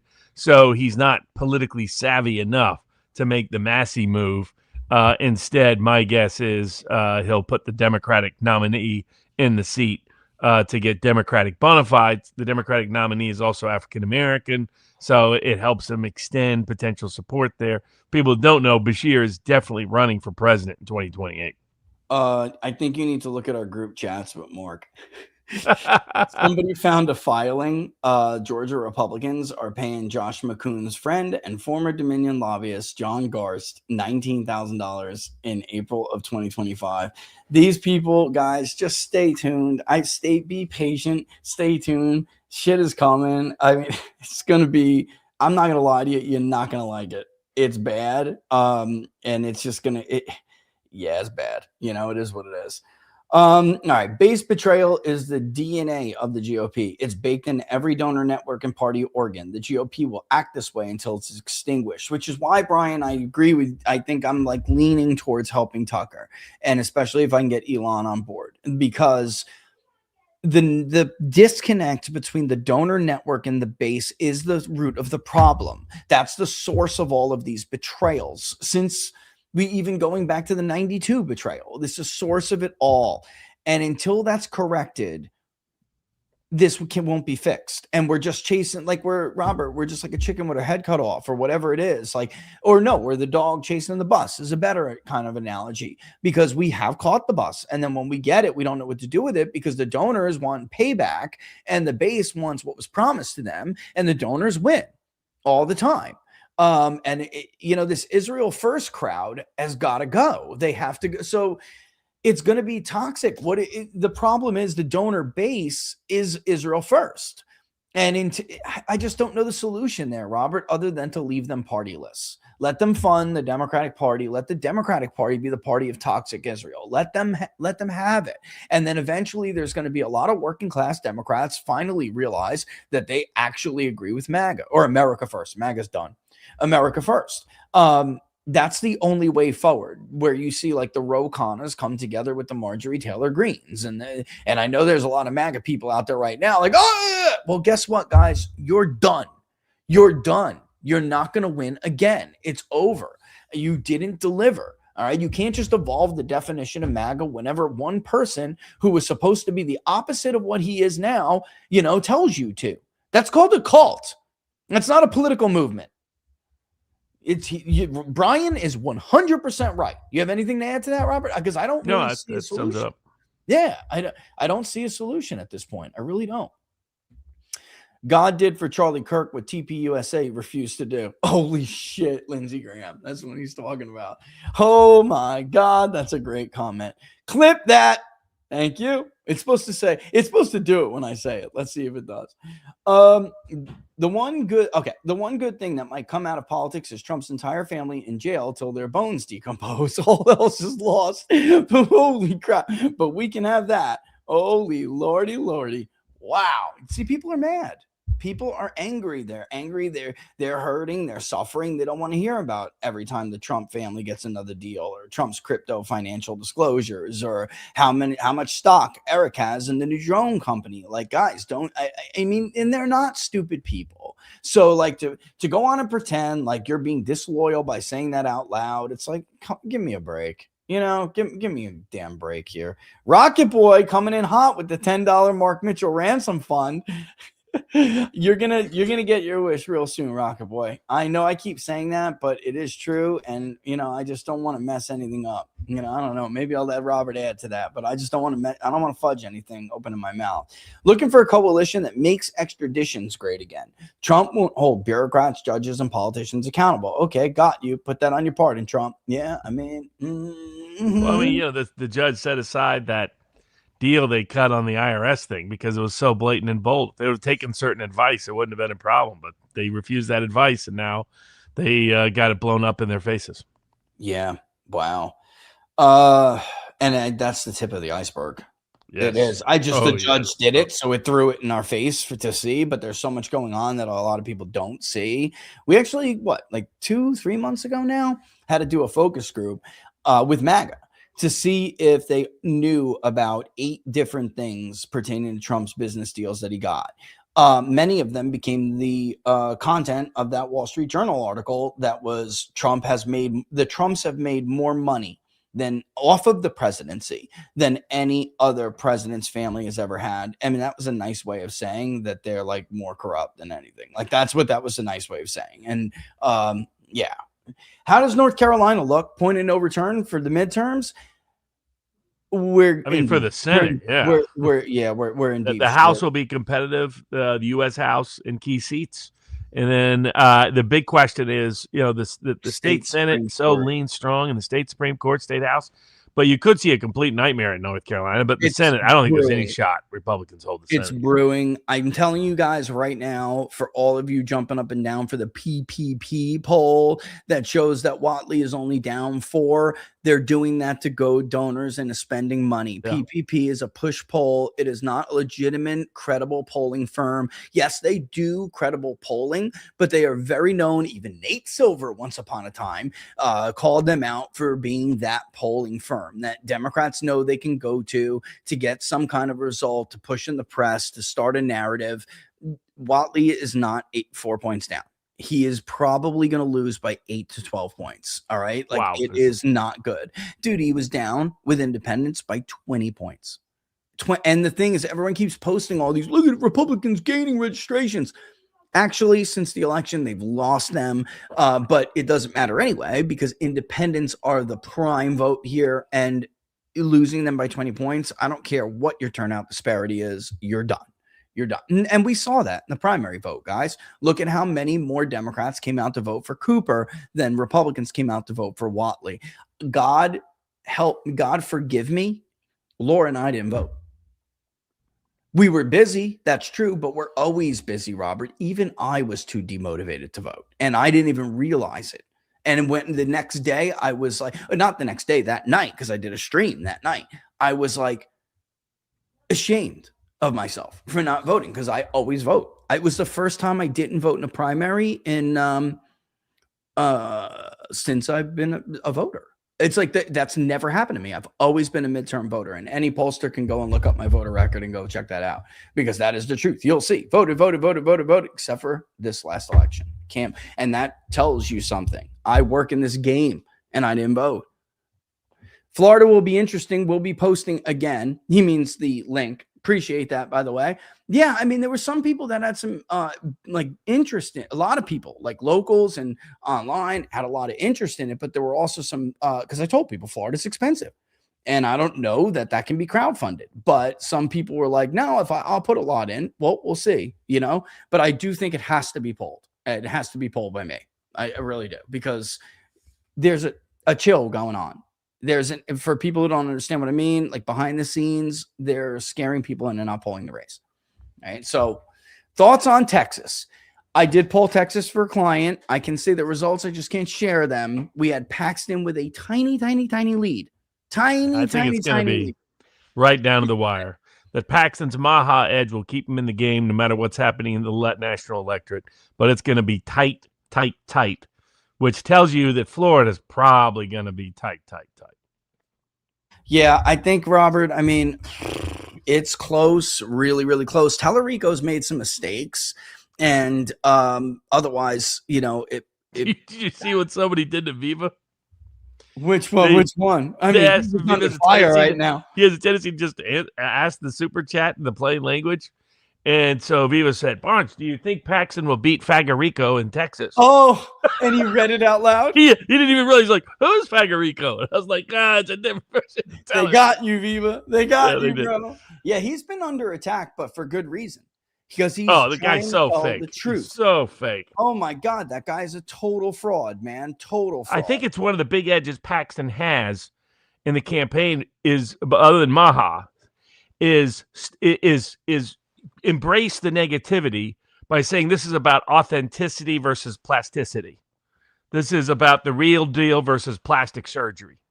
That play into that image that, okay, he may be rough around the edges, but at least he's real. At least he's authentic.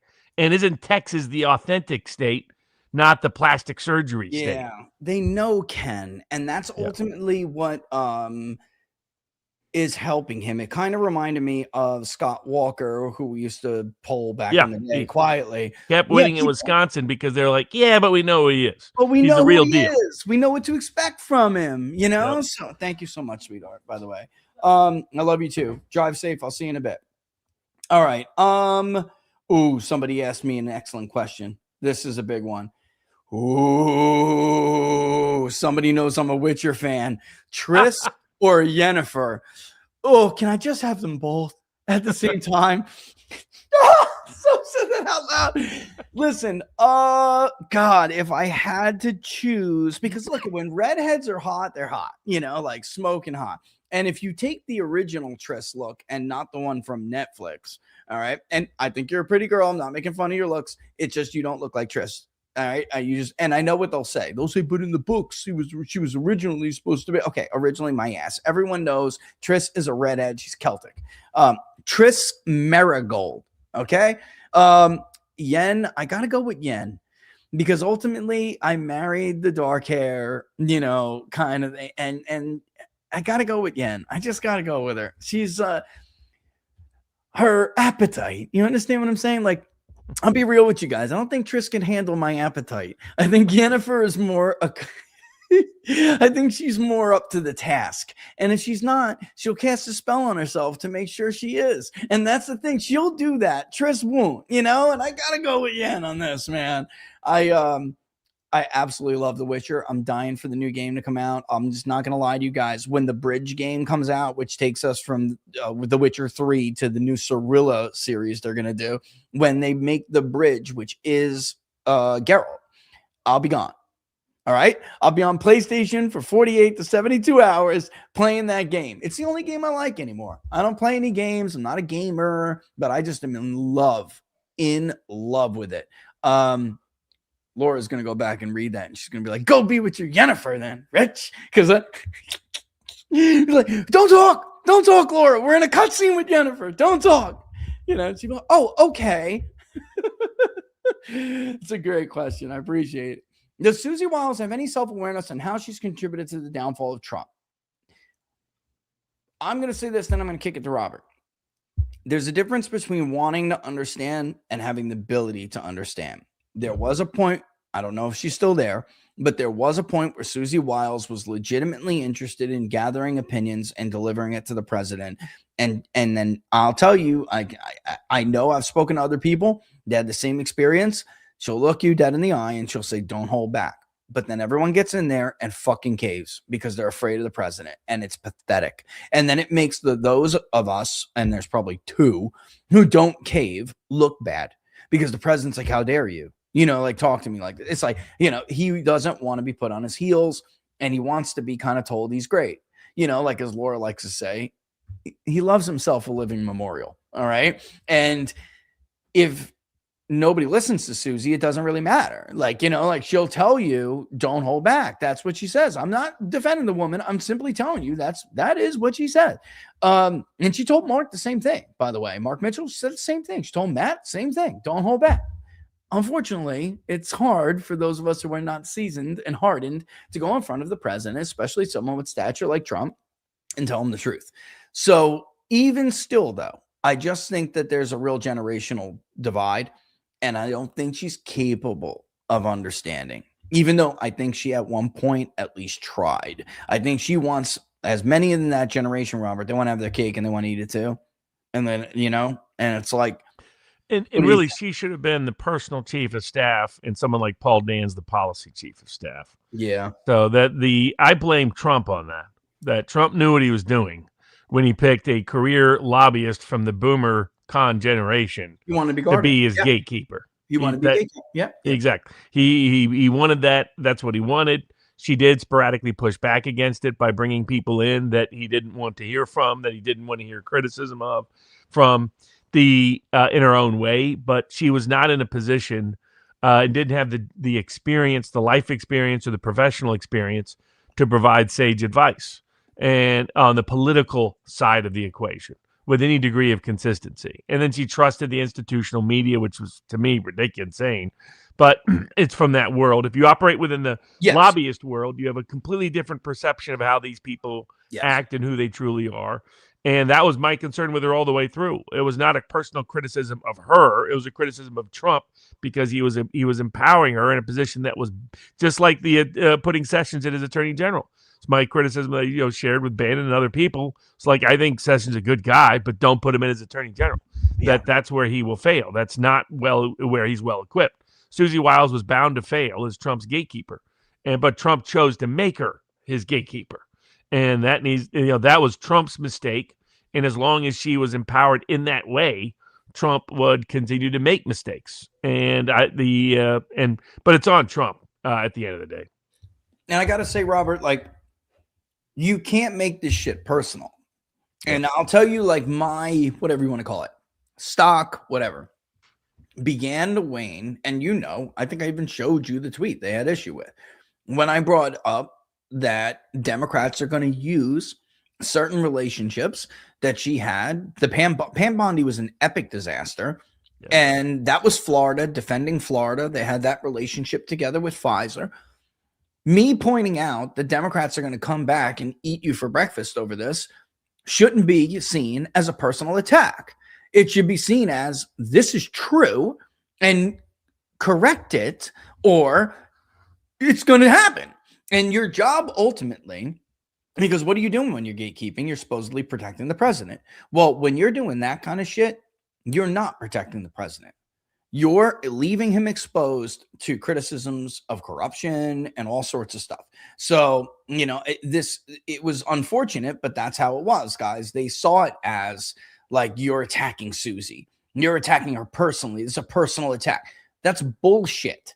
This is the way it is, so like, deal with it. And you can't, again, guys, like, I mean, if Mehmet II listened to the vizier who blew smoke up his ass all the time, he would never have taken Constantinople. Like, that's all there is to it. Like, you can't have this sycophancy culture, and this, like, if you have a different take, or you have, a cautionary tale to tell, that it's some act of disloyalty or something, and that's bullshit. That's you being the way you can show your loyalty in the purest form is to always tell that leader, that person, the truth, even when it might insult them, it may hurt them, personally, it may piss them off, or whatever it may be, when it's not popular, period, when it's not what they want to hear. That is the ultimate act of loyalty, not being a sycophant, not being concerned about, is Susie going to cancel my invite to the White House if I say this? It has to be said. It has to be said. End of story. And to wrap up so remember to support the Florida Polling Project if you want honest, accurate public polling on that critical and essential state. And and if you want to meet Richard and I, talk about these third-party issues, for freedom issues, future of American politics. Bunch of folks. Judge Napolitano's going to try to come in. Joe Kent's going to try to come in. Alexander Christoforou and Alex McCorris are coming in from the Duran, from London and Cyprus alike. Jim Webb is coming in. Coming. I'll bust his balls. Jim Webb is coming in. Dr. Bowden of the MAGA movement from Texas is coming in. Brooke Jackson of the Pfizer whistleblower is coming in. Speaking of the Pfizer MAGA issues, Michelle Renaud, who helped win office and achieved MAGA victories. The state of Tennessee is coming in. Chase Hughes of the was just on Joe Rogan about how to avoid and spot a CIA psyop is coming in. Greg Rouse is coming in. Scott Rouse and Greg Hartley are coming in from the behavior panel. So it's going to be a big fun event. Chattanooga, Tennessee, August 1st, August 2nd. About 15 to 20 hours of unique content of people who often never appear in the United States and rarely ever appear together for those that are with it for any kind of conference. And Richard and I will be there for and Viva will be there. So a bunch of like-minded people will be there talking about how to make a change in the modern world, how to identify opportunities, how to spot those opportunities, how to pursue those opportunities, but also supporting all the freedom causes and cases that 1776 Law Center supports, whether it's Kyle Rittenhouse, the Amish farmers, the Covington kids cases, the efforts against the surveillance state, and for food freedom, medical freedom, political freedom, and financial freedom. That's at 1776lawcenter.com. Just a few tickets left, so we have a hard cap. So just go to 1776lawcenter.com, get your tickets today, and we'll see you there the next time we see you. I'm dropping it in the thing, which is why the screen's not going back super fast right away, but I'm dropping it in there. Yeah, it's low ticket warning now, Robert. Low ticket warning now. And you'll meet Laura. There you go. Oh my God. What? Yeah, you'll meet Laura if you go, because she's going to go with me without the children, by God, because we were debating that. But this last week, she was like, oh, no, I'm not going to Chattanooga with these kids. She wants to enjoy herself. And she's fans of a lot of these people and wants to, meet with them and talk with them. You said the one thing, it's very rare you get the behavior panel together like this. Members of the behavior panel, so fascinating. It's like, it's going to be cool. I'm looking forward to it. I really am. Absolutely. I'll hit up local stuff, Robert, if you got to go. I'm going to hit up the local stuff. My soup's too hot anyway, so I need a minute for it to cool down. So I'll answer that. But, yeah, brother, go, as usual. You tell people, sportspicks.locals.com, all that, but the link's in the description, Yep. All right. Exactly. Thanks, everybody. Right. Robert Barnes, everyone. See you later, buddy. All right. I do have a message for Rocket Boy. And it says, free at last, free at last. Thank God Almighty, I'm free at last. Oh, no, he made an AI. Oh, he went for the ransom fund. That's his response. Thank you. And the quote from Martin Luther King. There's a whole story you guys will hear at soon. All right, hope for better on locals. And I looked like, oh, wow, that scrolled since then. But I'll start with you, hope for better, because I just did it. Why fight for fair elections when we just slide a sister into an empty seat? Do elections even matter? I know, that's the thing. She's going to finish out his term, but the optics of it is piss poor. Really, really bad. Trump, again, with an egregious miscalculation and a terrible mistake. A lot of comments about Lindsey Graham's sister, huh? It's too bad for Lindsey Graham's final moments weren't on the front lines of Ukraine or Gaza, fulfilling what brought him the most pleasure in life. But he probably had a heart attack banging its. You want me to say this? You almost vivaed me. But he probably had a heart attack banging a 12-year-old boy in a Mickey Mouse hat, and that'll be good enough. And that'll have to be good enough. Oh, Lord. Oh, my God.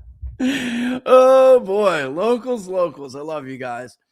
Live in Massachusetts near the New Hampshire border. We're getting John Sununu ads nonstop on streaming. We'll probably look back and say the NRSC money spent on his race could have delivered victory for Paxton. Will be another Lisa Murkowski 2022 and Larry Hogan 24. Oh, yeah. And he voted for the Iraq War last time he was in the Senate. I don't know what the hell they're wasting that money on, man. Jury, I don't know what they're doing. Incredibly stupid. All right. New Hampshire also like North Carolina in the sense where you can put up all those voter registrations all you want. The fact of the matter is, it doesn't mean you're going to have some kind of advantage because independents are extremely left-leaning. Now, in North Carolina, they're not, but they are this year. And I'm very concerned that they're going to vote so Democratic this year that it may have a lasting impact. In New Hampshire, they are just left-leaning, period. That's how we got Baldock wrong. Well, semi-wrong. We didn't have him winning. He was going to lose. But Baldock looked like it was going to be closer than it was. Independents came out, number one, in slightly larger numbers than we forecasted in the poll. And number two, he was losing them by a lot larger. I think he was only losing by like 7 or 9 points. He wound up losing them by like 15 points. It's not good. Now they can shift in New Hampshire, like Trump barely lost them in New Hampshire. Let me see if, real quick, let me see, and let me end this real quick. Let me take this because I have a second anyway. I have a little bit extra time. So I do have to check on a poll I'm doing for a client in a little bit. But, okay. Let's go to 2024 exit polling. I don't know if we have New Hampshire in our database. I don't think they did it because they didn't expect it to be competitive. They did not. All right, let me see if 2024 VoteCast New Hampshire. I know they did some primaries, but that was about it.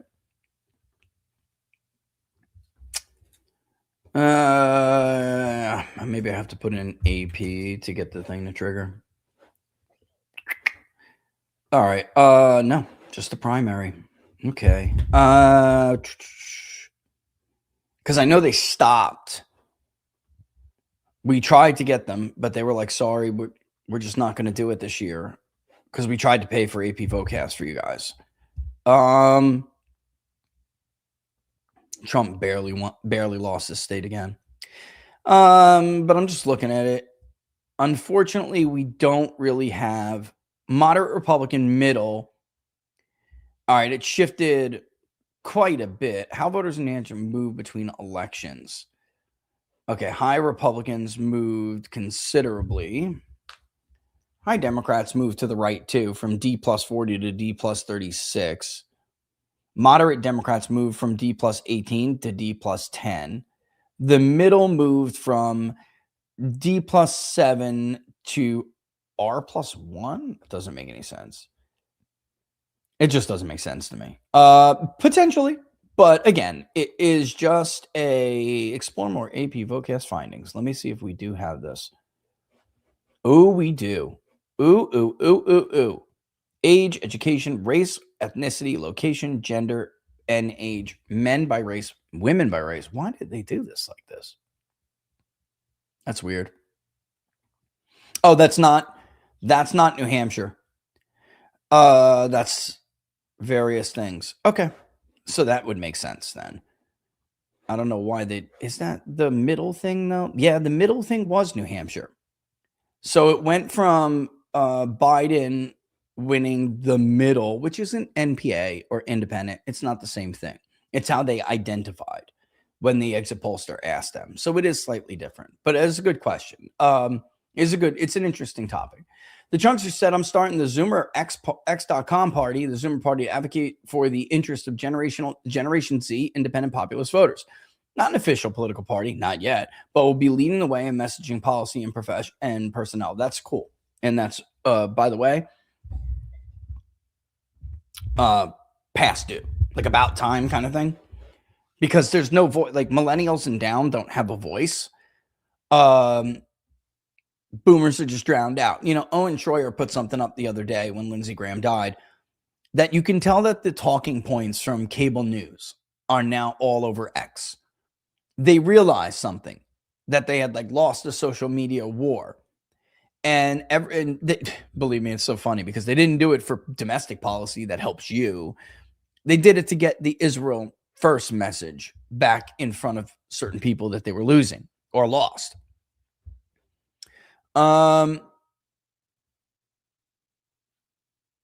Anyway, that largely still represents later Gen X and boomers and silent gens. It doesn't represent you. So it really is about time. Robert, you can anticipate Trump following the same pattern of crying uncle again within the month. Yeah, I mean, there's no military solution here. This is just a matter of whatever. Will the deaths of Graham and McConnell, question mark, be the turning for the better, relatively speaking, in the 2026 midterms? Maybe. Like that, we did talk a little bit about that there is like a chance here for Republicans to fix themselves. Okay, you seriously want me to be the heroin addict, right? You know I can't handle your disappearances. Here's another laugh for you. I was mocking Levin to Boomer BF. Pinched my nose to give that nasally sound to Levin. Played it up in an extraordinary way. Boomer was eerily quiet. I said, don't tell me you like Levin. Of course he did. Told me he's super constitutional and blah, blah, blah. Bulls.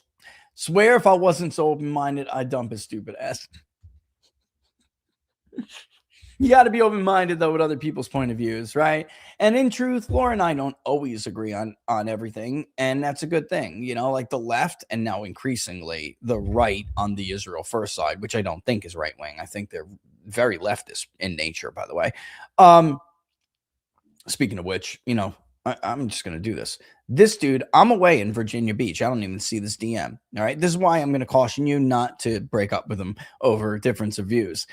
Laura and I didn't agree. Honestly, she was right a lot more than I was. She had the much more based position for a long time on certain things. And I came along to her side of it after a while. Now, there's examples of where she came along to me. She was super pro-Israel for a long time. I don't want to give away. I'm not going to do some of the things that other people are doing. Like, oh, well, when Charlie was alive, I could just tell you that, like, I know some of the things that have been said about Charlie's evolving views on Israel are true because I did talk to him about them. On both as a matter of this is how I feel, and also as a matter of this is how it's playing out in the public opinion world. Because of course he was smart and very, gave a concerted effort to maintain, a connection to that, his finger on the pulse. I started to move because I'm listening to the voters. I tend to listen to voters a lot. Like they have changed my mind on a lot of things over the years. It's like the collective wisdom of Americans. And then I would say she was a little bit later than me. She used to defend them staunchly. I will say this though. She always did say she never bought the Judeo-Christian narrative. She always said this, they're an Eastern worldview. We are not. We are a Western worldview. Their history, their experience, their shared experience is an Eastern experience. And that's why they don't value certain things that we value. So this idea of Judeo-Christian values, which you'll only find a couple of like decades ago, it was made up like 40 years ago. You'll only find that because it's not really true. It's something you'll only find that, as in recent history because it's created. Here's a great example of it, by the way. I'm trying to embarrass the guy. I'm just trying to I've been like, friendly with this guy for years. And because I was in Virginia Beach and I didn't see something he wanted me to see and retweet, he fucking lost his mind, ended up blocking me and trying to delete it, right? We were having a conversation about how Massey and others who are opposed to foreign aid doesn't make him anti-Semitic because he's opposed to foreign aid. Massey's opposed to foreign aid to all countries, not just Israel. In fact, and this is the point I'm making, if you connect, listen, Israel First, especially the ethno-religious Jewish identifying part of Israel First, they can't separate this. And I told this to Tucker, which is what started that conversation. And I know this because these donors have told me this. So I don't know why this is even being debated. They came out of their mouths. They know it. They admit it publicly and privately. They cannot separate not supporting Israel with not being an anti-Semite. You know what I'm saying? Like, if you don't support foreign aid to Israel, it makes you anti-Semitic. Period. There's no way they can separate this in their minds.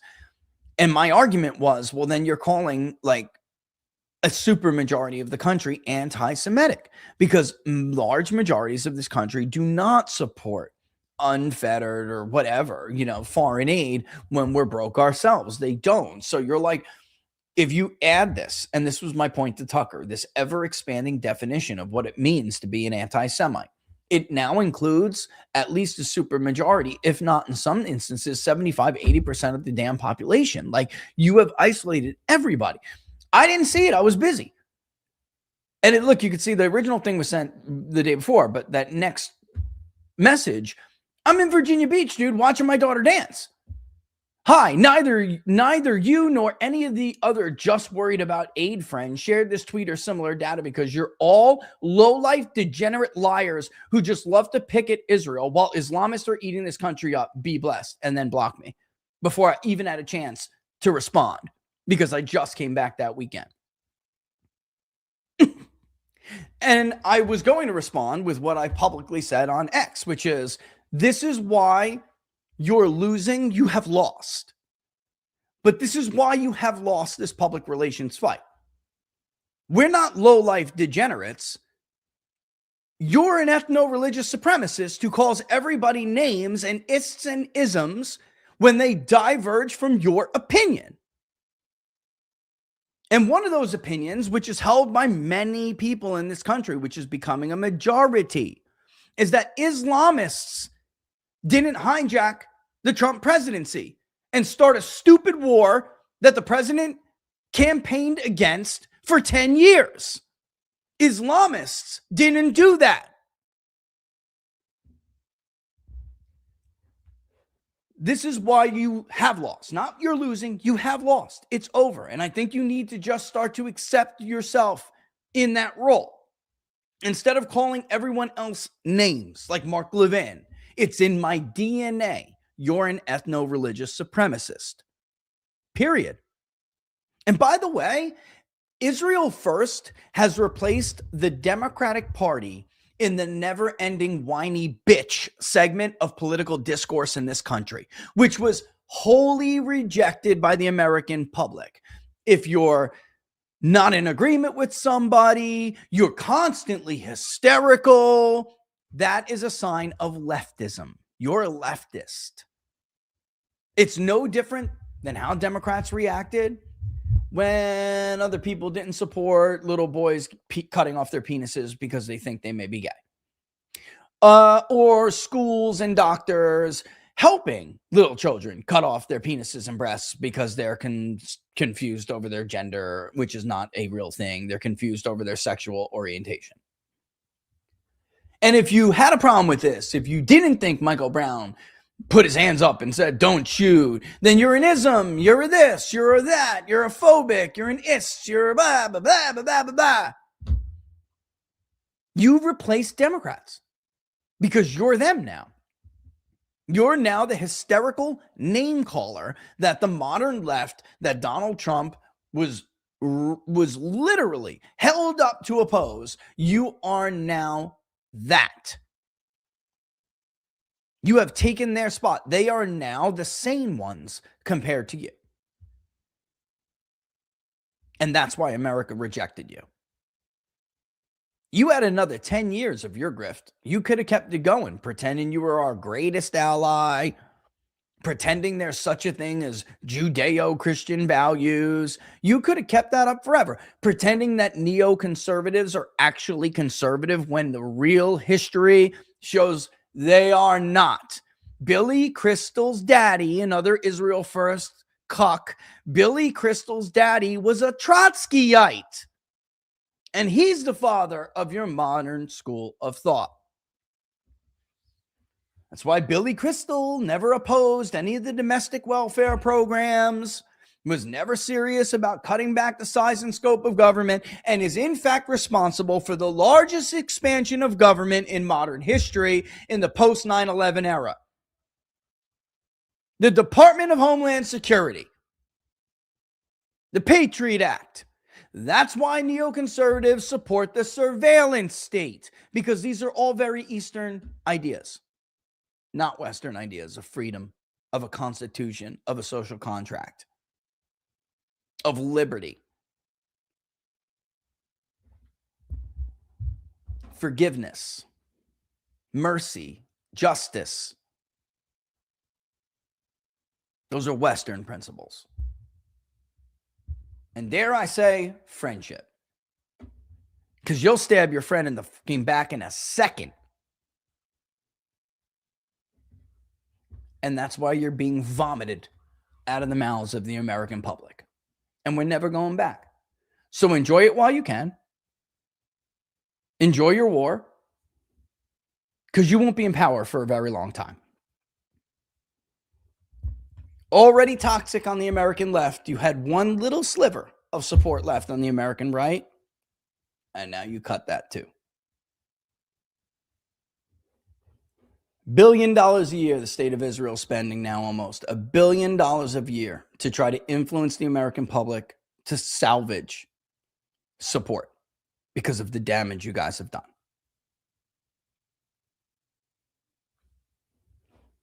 Not that I want my country ransacked by Islamists, but Dearborn just voted for Trump not 2 years ago. Islamists aren't destroying my country. They haven't captured my federal government. They're not holding up a real housing bill. They're not holding up deportations. Islamist donors pretending to be right-wing donors aren't the ones funding mass illegal immigration organizations. They're not the ones funding all of the mass illegal immigration that turned my home city into a third world shithole that now elects a real radical Islamist. They didn't do that. You did that for them. Bill Ackman of the world did that. The Miriam Adelsons of the world, the Sheldon Adelsons of the world, they did that. And that's the dirty little secret and why nobody would ever investigate those ICE protests. Not any real fashion, because you're going to find people like Bill Ackman and their fucking fingerprints all over it. And their bank accounts all over it. And everybody knows that in the circles. If you're so popular, why don't you tell the American people the truth?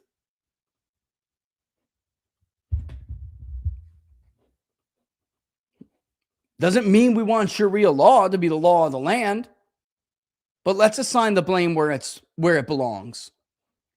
Islamists didn't destroy MAGA. Israel first did. Islamists aren't costing us the midterms in November. Israel first did. Islamists aren't destroying the future aspirations of the most talented politician we have on the right remaining in this country. Israel first is. Let's assign blame where it rightfully belongs. Regarding Epstein, Trump should have went on offense. He can say that, quote, Obama and his fixture, Catherine Rommel, Epstein's BFF, covered up Epstein's crimes. I locked him up. Instead, he betrayed us. A little hard to argue with that.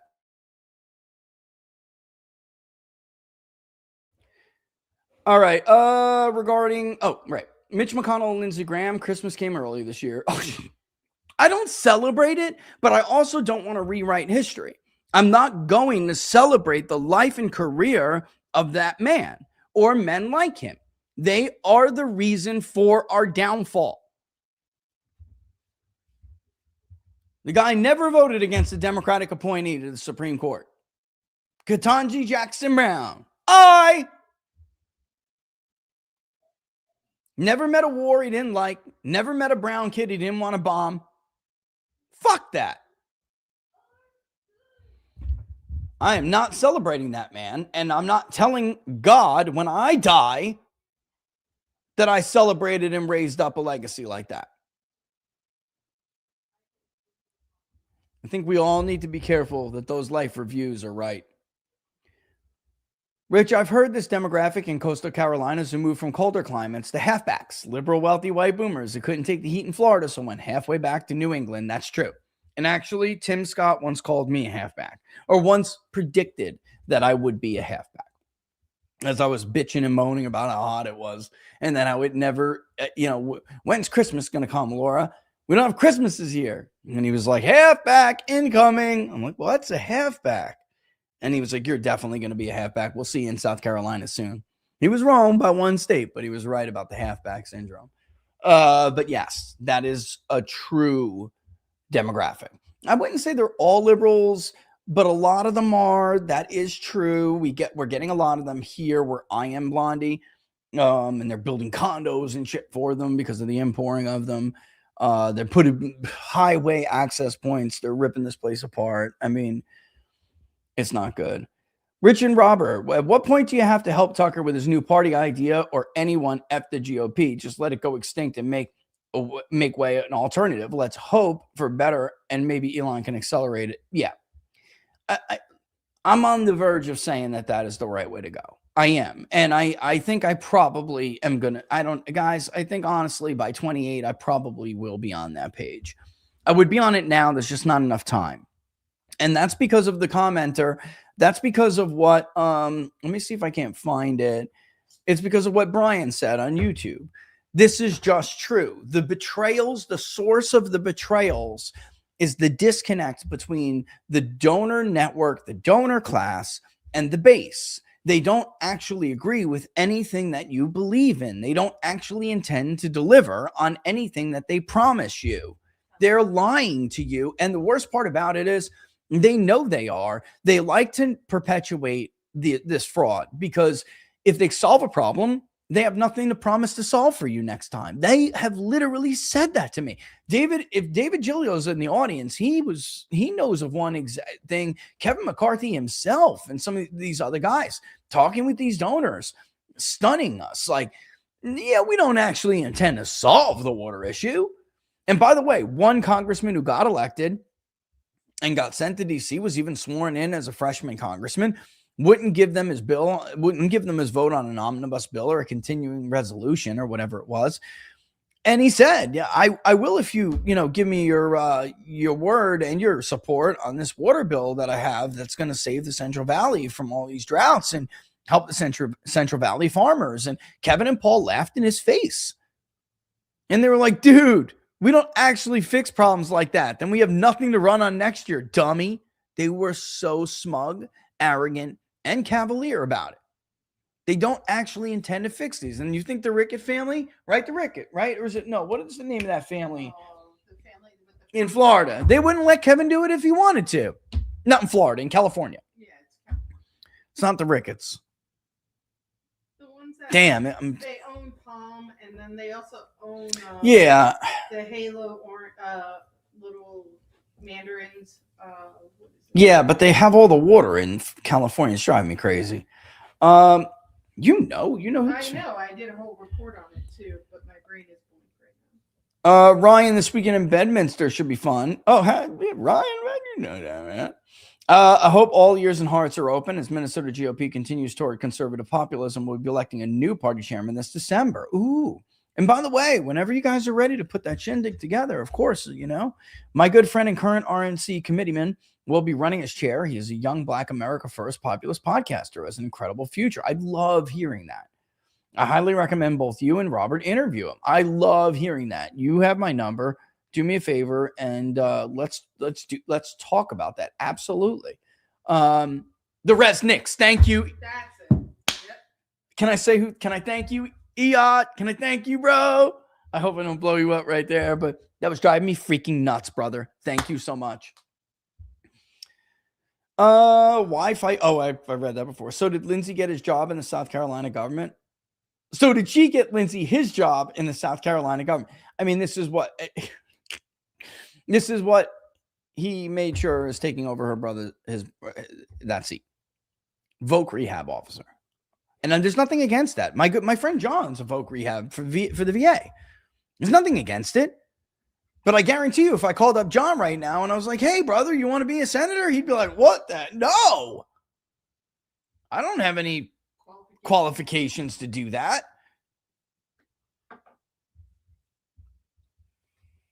He was nice personally. I didn't know him personally. I'm a citizen, and he effed us at every turn, apparently for the love of the game and not for the money, since he has a low net worth. Yeah, it's such a lie. He hit his money really good.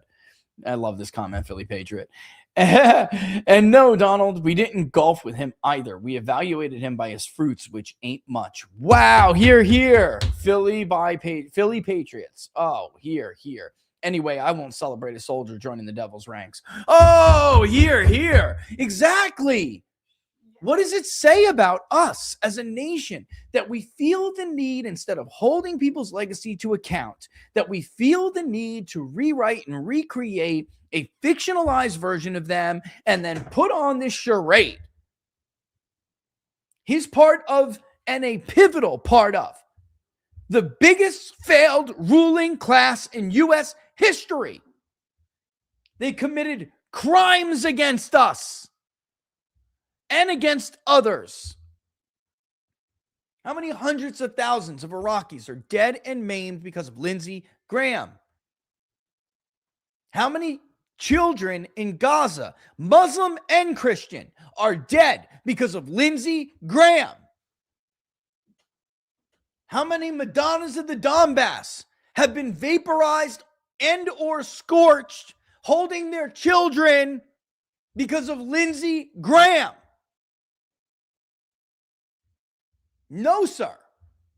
And any fake-ass evangelical pastor or church leader celebrating the life of this man is a charlatan and a fraud.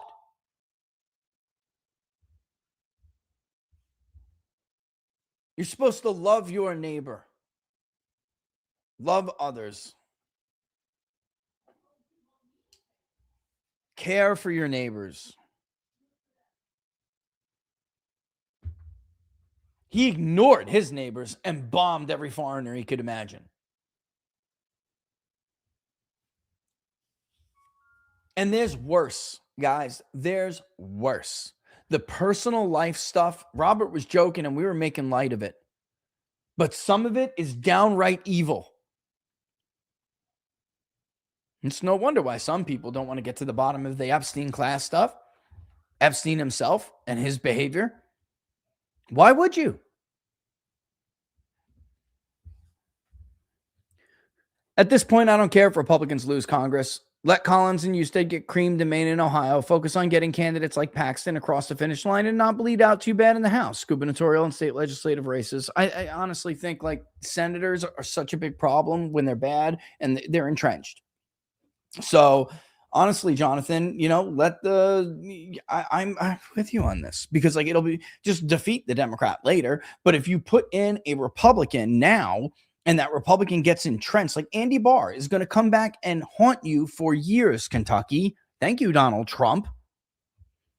Giving Nate Morris a shitty appointment as an ambassadorship, which is up when you're out.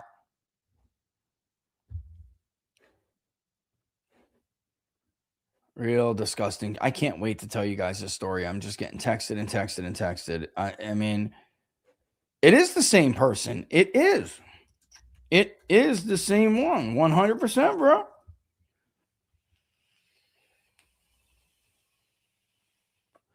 I'm telling you right now, like you basically can't believe any polls right now. I'm telling you right now. One I happen to know doesn't even have access to their software and their data, so I don't know how they're polling anything. Yet they're putting out numbers, which happen to be miraculously better for the president. 10 years of my life trying to make this industry. As I told locals earlier today, I'm the father of alternative independent polling. I am literally the founder of the polling critic industry and the alternative non-legacy polling industry. Nobody else would even be around right now if it wasn't for me. I'm tired of being modest. 10 years of my life, more, 12 now of my life to try to force left-wing legacy university media and institutional pollsters to be honest and accurate. And now I got to deal with this shit from the right. You were supposed to be better. And they're all doing it off of me because without me, they wouldn't even be around. Able to share the Minnesota Dem primary results. Also, notice almost everyone who went to Ukraine before the war is dead. Guess a certain Minnesota senator might be next for the Zelensky curse. Ooh, I didn't even think of that. I'll put them out. I gotta put them out. I don't know why I didn't put them out yet. We've done it twice now, as you know. I have to ask about the gubernatorial side. Okay, I do. I have to ask about the gubernatorial side because that technically wasn't like independent. But I can tell you, man, I'll message you, okay, privately, because I don't think that would matter. But I don't know. I'll have to have a conversation. But the Senate and stuff like that, and the general election stuff, I did that on my own. So that I could do. As far as the Senate, where is it? Andrew Craig, plus 13. Peggy Flanagan is in second, but she's down 13 points. Andrew Craig is the harder candidate to beat. Flanagan is beatable. Craig is going to take some work. That's just a reality. In the Democratic side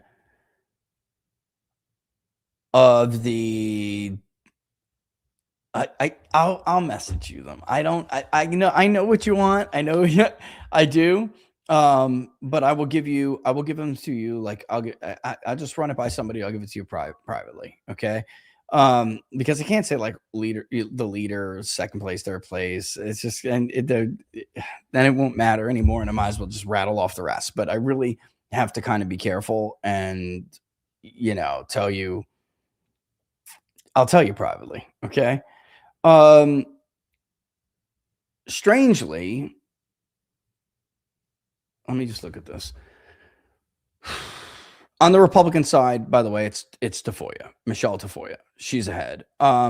Royce White is in second, but Tafoya, this is the second time we have had Tafoya ahead. She's ahead by it's a good amount. It is.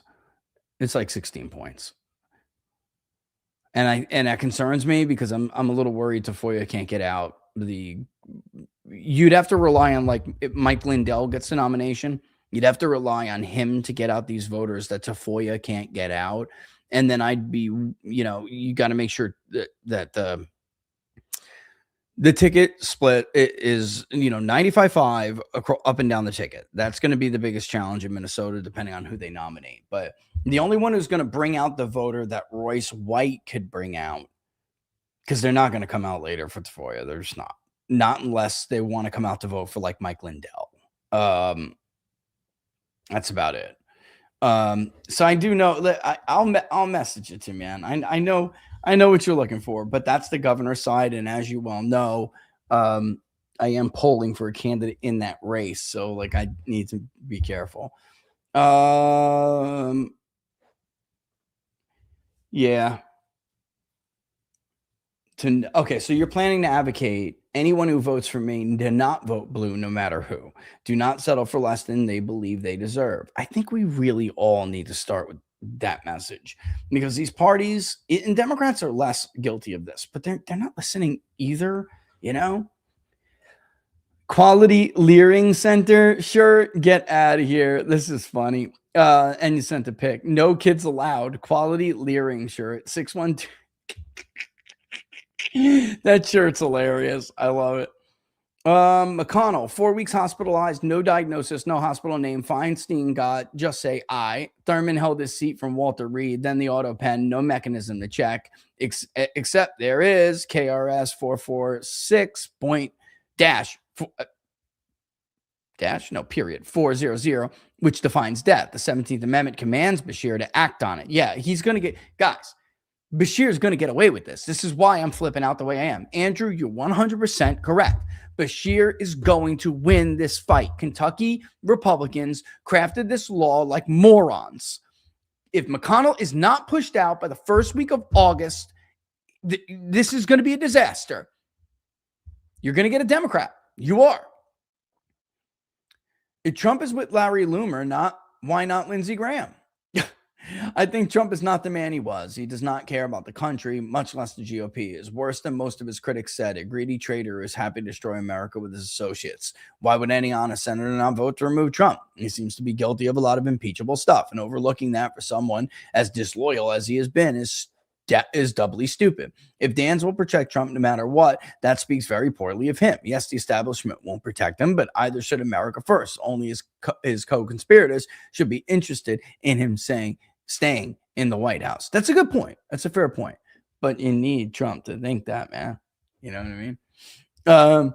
I can't say this enough. I keep seeing this shit in the chat. Let me reply to the Hightower. Voting D or letting them win by default, not voting, will not punish ours or Trump when it burns down. We will be the only ones suffering in the ashes. All D's care about is power. This is the great debate, isn't it? Once they get it, they will solidify it. Look at California. At every blue state, we'll never get out of it. We win by voting in good R's, and they are out there, also in the Freedom Caucus. This is the great debate.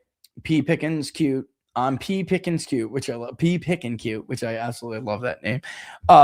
Always takes that side of the argument, while others like Owen or like maybe even Robert. I don't want to give you Robert and not Robert Barnes or Robert on Locals. I don't want to give. I don't want to put words in your mouth, but I imagine you're on Owen's side of the argument with that. But P. Picken cute argues that it's not really punishing them. It's punishing us because we're the ones who are going to suffer. I will say this, though, P. Picken, that if Republicans would just freaking govern as they said they would govern, states like California are reversible, but they can't do what they're doing because then we keep losing the more non-white votes. So California has been, I know people, think it's crazy, but California has been shifting to the right. And I thought I just heard the door. Yeah, it was. I'm sorry. She probably understands what I'm doing here. I'm a little bit late. I'm 43 minutes late, but I just wanted to get through the Locals comments because, and that's the, let me see. Let me go to the next part of what she was saying. I get why Trump is tanking. I'm totally pissed the F off at him. This is not the golden age. It's so not the golden age. It's the damn gilded age whereby shit is covered by fake gold. We would be totally effed if D's get in power. You can't accelerate communism and expect to ever vote yourself back out of it.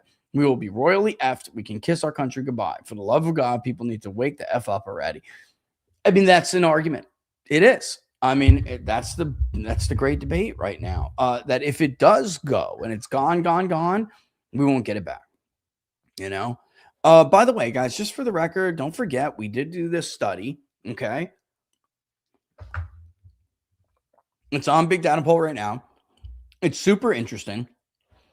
Whether you're interested in this topic or not, but it is very, very interesting topic. Okay. One of the more interesting things about it is there's this I gotta do, you know what? We'll leave this for inside the numbers on Wednesday. I think we'll do that. But there's a claim that we were basically able to verify from the disclosure people. And that's probably what we're going to talk about along with the news and stuff on Wednesday. The stage of Florida coming into poll. Yeah, we just need to get it. We need to get it funded here. Taking over Fran Seltzer. Sorry for Brizio tactics. Transfer my silly little head. Gets it mixed up. Mark my words. If JD makes a split with Trump and gives a voice to people like me, angry OG MAGA and new MAGA Hispanics, your decision to make a stand right now in Florida will matter come 2028 when everyone is saying insert them will win. Yeah, I'm playing the long ball here, Andrew. I know it's hurting me right now. I know it is, but I'm playing the long game, and I'm going to win this. I'm going to win it. And eventually, I think, honestly, people will wind up coming back and, somewhat bending the knee, But, yeah, I mean, it has to be done. LB. That's a cute picture because I was reading your thing, and so LB says, happy late 4th of July. She gets me through my frustration with Boomer, BF, GOP, and Trump. But we still can't give into a defeatist attitude that votes for D's or gives it to them by default. Kerr was at our Texas school board hearing, demanded they change our textbooks to reflect the facts that the Alamo was inspired by Islamic architecture and that the Alamo was to honor Islam. They also demanded we take George Washington's prayer out. Yep. Texas is responsible for 18 to 21 state textbooks. Oh, oh dear God. Yeah. All right. Rich Robert, I volunteered to help my former state rep win back her state house seat in Oklahoma against the establishment back incumbent, putting flyers up on a couple hundred doors. She was part of a roster for candidates who refused to take lobbyist money. It was an uphill fight, but she ended up losing the June 16th primary by 40 points. Whoa. Wow. Woof. Need more. Yeah. I don't know that specifically. I'd have to look into that. I'm way behind on tonight's episode, but is there any way to get a signed copy of your book when it comes out? Yes. Yes, there will be. Casey, there will be. Stay tuned on that, actually. I have to go and ask for clarification of this from the publisher. I don't want to do those things that a lot of people do, which is like buy tons of their books and then put up like signed copies that are like more expensive. You know, like that's what I was trying to get my hold of a couple advanced copies to give out at the event. But there will be a chance. There will also be events where, listen, I'm just going to blow it up right now. We're going to Laura's putting it together. We're going to hold an event and it's going to be in New Bern. So if there's a way for you guys to make it out there, you can bring your copy. I will sign it. Laura wants me to basically do a survey for you guys, asking you when these dates, because it's not easy to put together. We have a perfect place to hold it here. They want me to hold it here. They want me to bring attention to the town. And they have a place. It's beautiful, and it's on the water. It's on the river. It's absolutely beautiful. You guys would love the quaint little town. But like Robert puts it together, these events, we have to make sure other people. I want a Christmas kind of party, but Laura's like, people aren't going to travel during the holidays. I was like, well, how about a New Year's party? Because we have instead of a ball, we have a bear, because that's the town mascot. It's the city mascot. And they'll accommodate us and everything. And the bear comes down from town. It's really cool. And I'm like, people wouldn't have to drive, and they'd be able to just like walk to their rooms, you know? But that would be taken away from people's family time. So Laura's like, nope, it's going to have to be in between one of these things, even if you want it to be holiday inspired. The town would rather it be, listen, this place holds this thing called Mumfest, and like hundreds of thousands of people come here because of Mumfest. It's crazy. The fall is their thing. Christmas is their thing. They like it. And that is definitely, if they had a say in it, that is when they would want us to bring people into town to see the town. So I just love the holiday season, and I love fall. And this is also going to be the last year that my family is going to be all together before one of my children goes away to college. So I want to do a lot of special stuff this year. And Laura's like, you just can't have it in between holidays. You can't have it on holidays or near holidays. And that's true. I know I can't, but it sucks because I did initially have the idea of basically throwing a giant Christmas party. Let's go. The People's Pundit Christmas Party. Christmas convention. What? The People's Pundits Christmas convention. Bring everybody in. You know, I'll have some of the TP USA family come. We'll have, the Barnes and Viva family come. It's be fun, man. Maybe I'll see if even some of my old Israel First friends will come, since once upon a time we were friends. But if not, they can stay home. And maybe even a very special guest who is very hard to get to come. But if that very special guest is in town for something else he's likely to be in town for, it is possible to get him to come by. So, yeah. But again, that would be during the holidays, closer to the holidays. I don't know.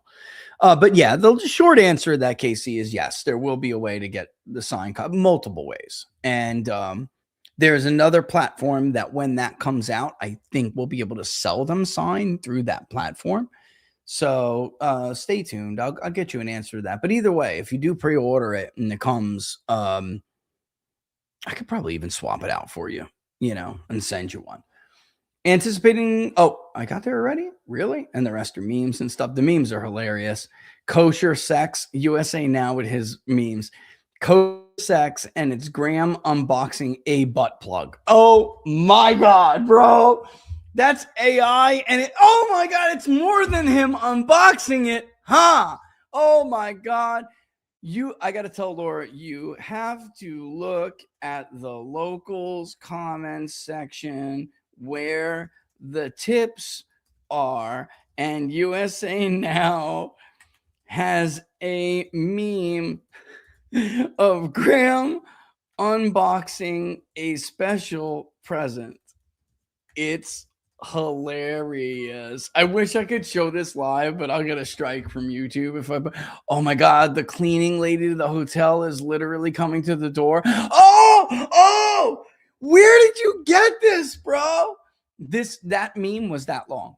I'm watching it as I'm typing. Oh my God, that's so funny. You guys are too much. The other one I can show, it's Lindsey Graham with his. No, I mean Mitch McConnell. Hold on. Let's see if I can put this up. Laura, did you get my text? You got to see this meme. You got to see this meme, baby. Hold on. This one's funny. Wait. You got, wait, though. That's not even it. I'm going to show that one to them. I can't show them this one. While I show them the McConnell one, I'll show you it. Hold on. Image file. It's an image, right? Not a video. There it is. A GIF. Oh, this is good stuff. This is good stuff. Come on, dude. This is too much. Let's let it play like 2 or 3 times in case people miss it. I did play the Thriller one earlier today. Yep. Oh, that's so funny. Look at this one, though. Here's Lindsey. Kosher unbox. He's unboxing his kosher sex delivery. My word. Yeah, look at what it is. I can't show it. No, but look. Wait, it's not done. Oh, God. Wait, it's not done. It's not done. Look, here comes the cleaning lady. What's going on in there? Boom! She runs down the hallway. It's not right. It's hilarious. I can't show it. Locals. Hey, that's a good. Hey, USA Now is now giving people a reason to go and subscribe to my locals so they can go and see the memes that he puts in the comment because I can't put it in there.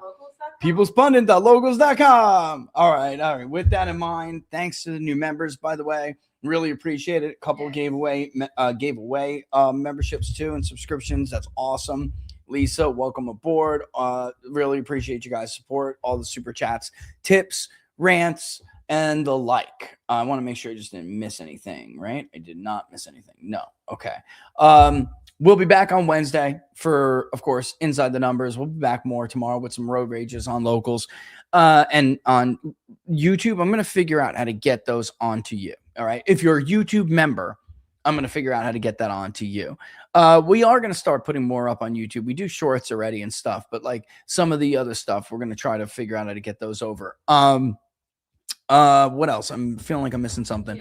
Looks like I'll be, you know what? Any kind of appearances once we get them together, we may not. Oh, they know that. They know that already. Friday may be tough, but if not, like I said, we'll make it up in between because I know we're traveling. Plus, we will not have the kids in this next trip, so there will be easier to stream to like road rage. We may even just drive in because we drove to her cousin's wedding in New York and it wasn't that bad. It was kind of fun to get away together. But so we'll probably wind up doing that. Maybe we'll leave the car here for the kids and rent another one to take. But like I said, still easier without the kids to road rage whenever we want. Wednesday, we'll talk about the poll that we didn't get a chance to talk about that came out on Independence Day. I think, like I said, whether you're normally interested in this topic or not, I think you'll love it. By the way, quite frankly, he keeps asking, that poll was really interesting to him, and he asked when I can come on and talk about it. So you got to get with Frank to figure that out. Because, yeah, I do want that poll to get around. It got around the administration. I'll also tell you a story about what the administration tried to do on this topic, gathering people together to try to brainstorm on some things and what became of it, which was a very interesting story that nobody seems to have reported on. I cannot believe it because it's a huge story. Yeah. So I guess, with that in mind, I'm going to kick rocks. Don't forget, burn it down. The link is in the description. The book gets more prescient every day. The thesis gets more like provably true every single day. We talk so much about it recently. So don't forget, to pre-order it. The link is in the description as always, or you could scan it right here. And Hold we're on. gonna try to get a few copies. Somebody asked about signing it. 1776. We're going to try to get a few copies for the law conference. Which we'll sign. There it is right there. If you're watching on your TV or somewhere else and you want to scan it, you can scan it right there. It'll bring you right to the Amazon. There was something else I wanted to say, but something's slipping my mind. I'll have to come back to you guys with it. But as usual, you can follow us on Locals, peoplespundit.locals.com, peoplespundit.locals.com. That's probably the best place, I would say. And then on X at peoples_pundit. On Instagram is underscore, isn't it, babe? It's underscore, isn't it? For Insta is Yes. underscore. It's Yeah. the same as your X. X. So yeah, on X and on Instagram, peoples_pundit. On Getter and on Truth, just People's Pundit. And with that in mind, I'm going to kick rocks and play our outro. And I'll see you guys. I'll see all of you on Wednesday, of course. I'll see you guys on the subscription channels tomorrow for Road Rages. All right, guys. Have a great night. I hope you enjoyed it. Thanks, as usual, for watching. Don't forget to like and share, like and share, like and share. None but love for you. See you guys soon. Deuces. Don't forget to go check out the Big Data Poll and how would Americans handle disclosure. So, you want to come and say goodbye? Deuces! Hey, good job. Bye.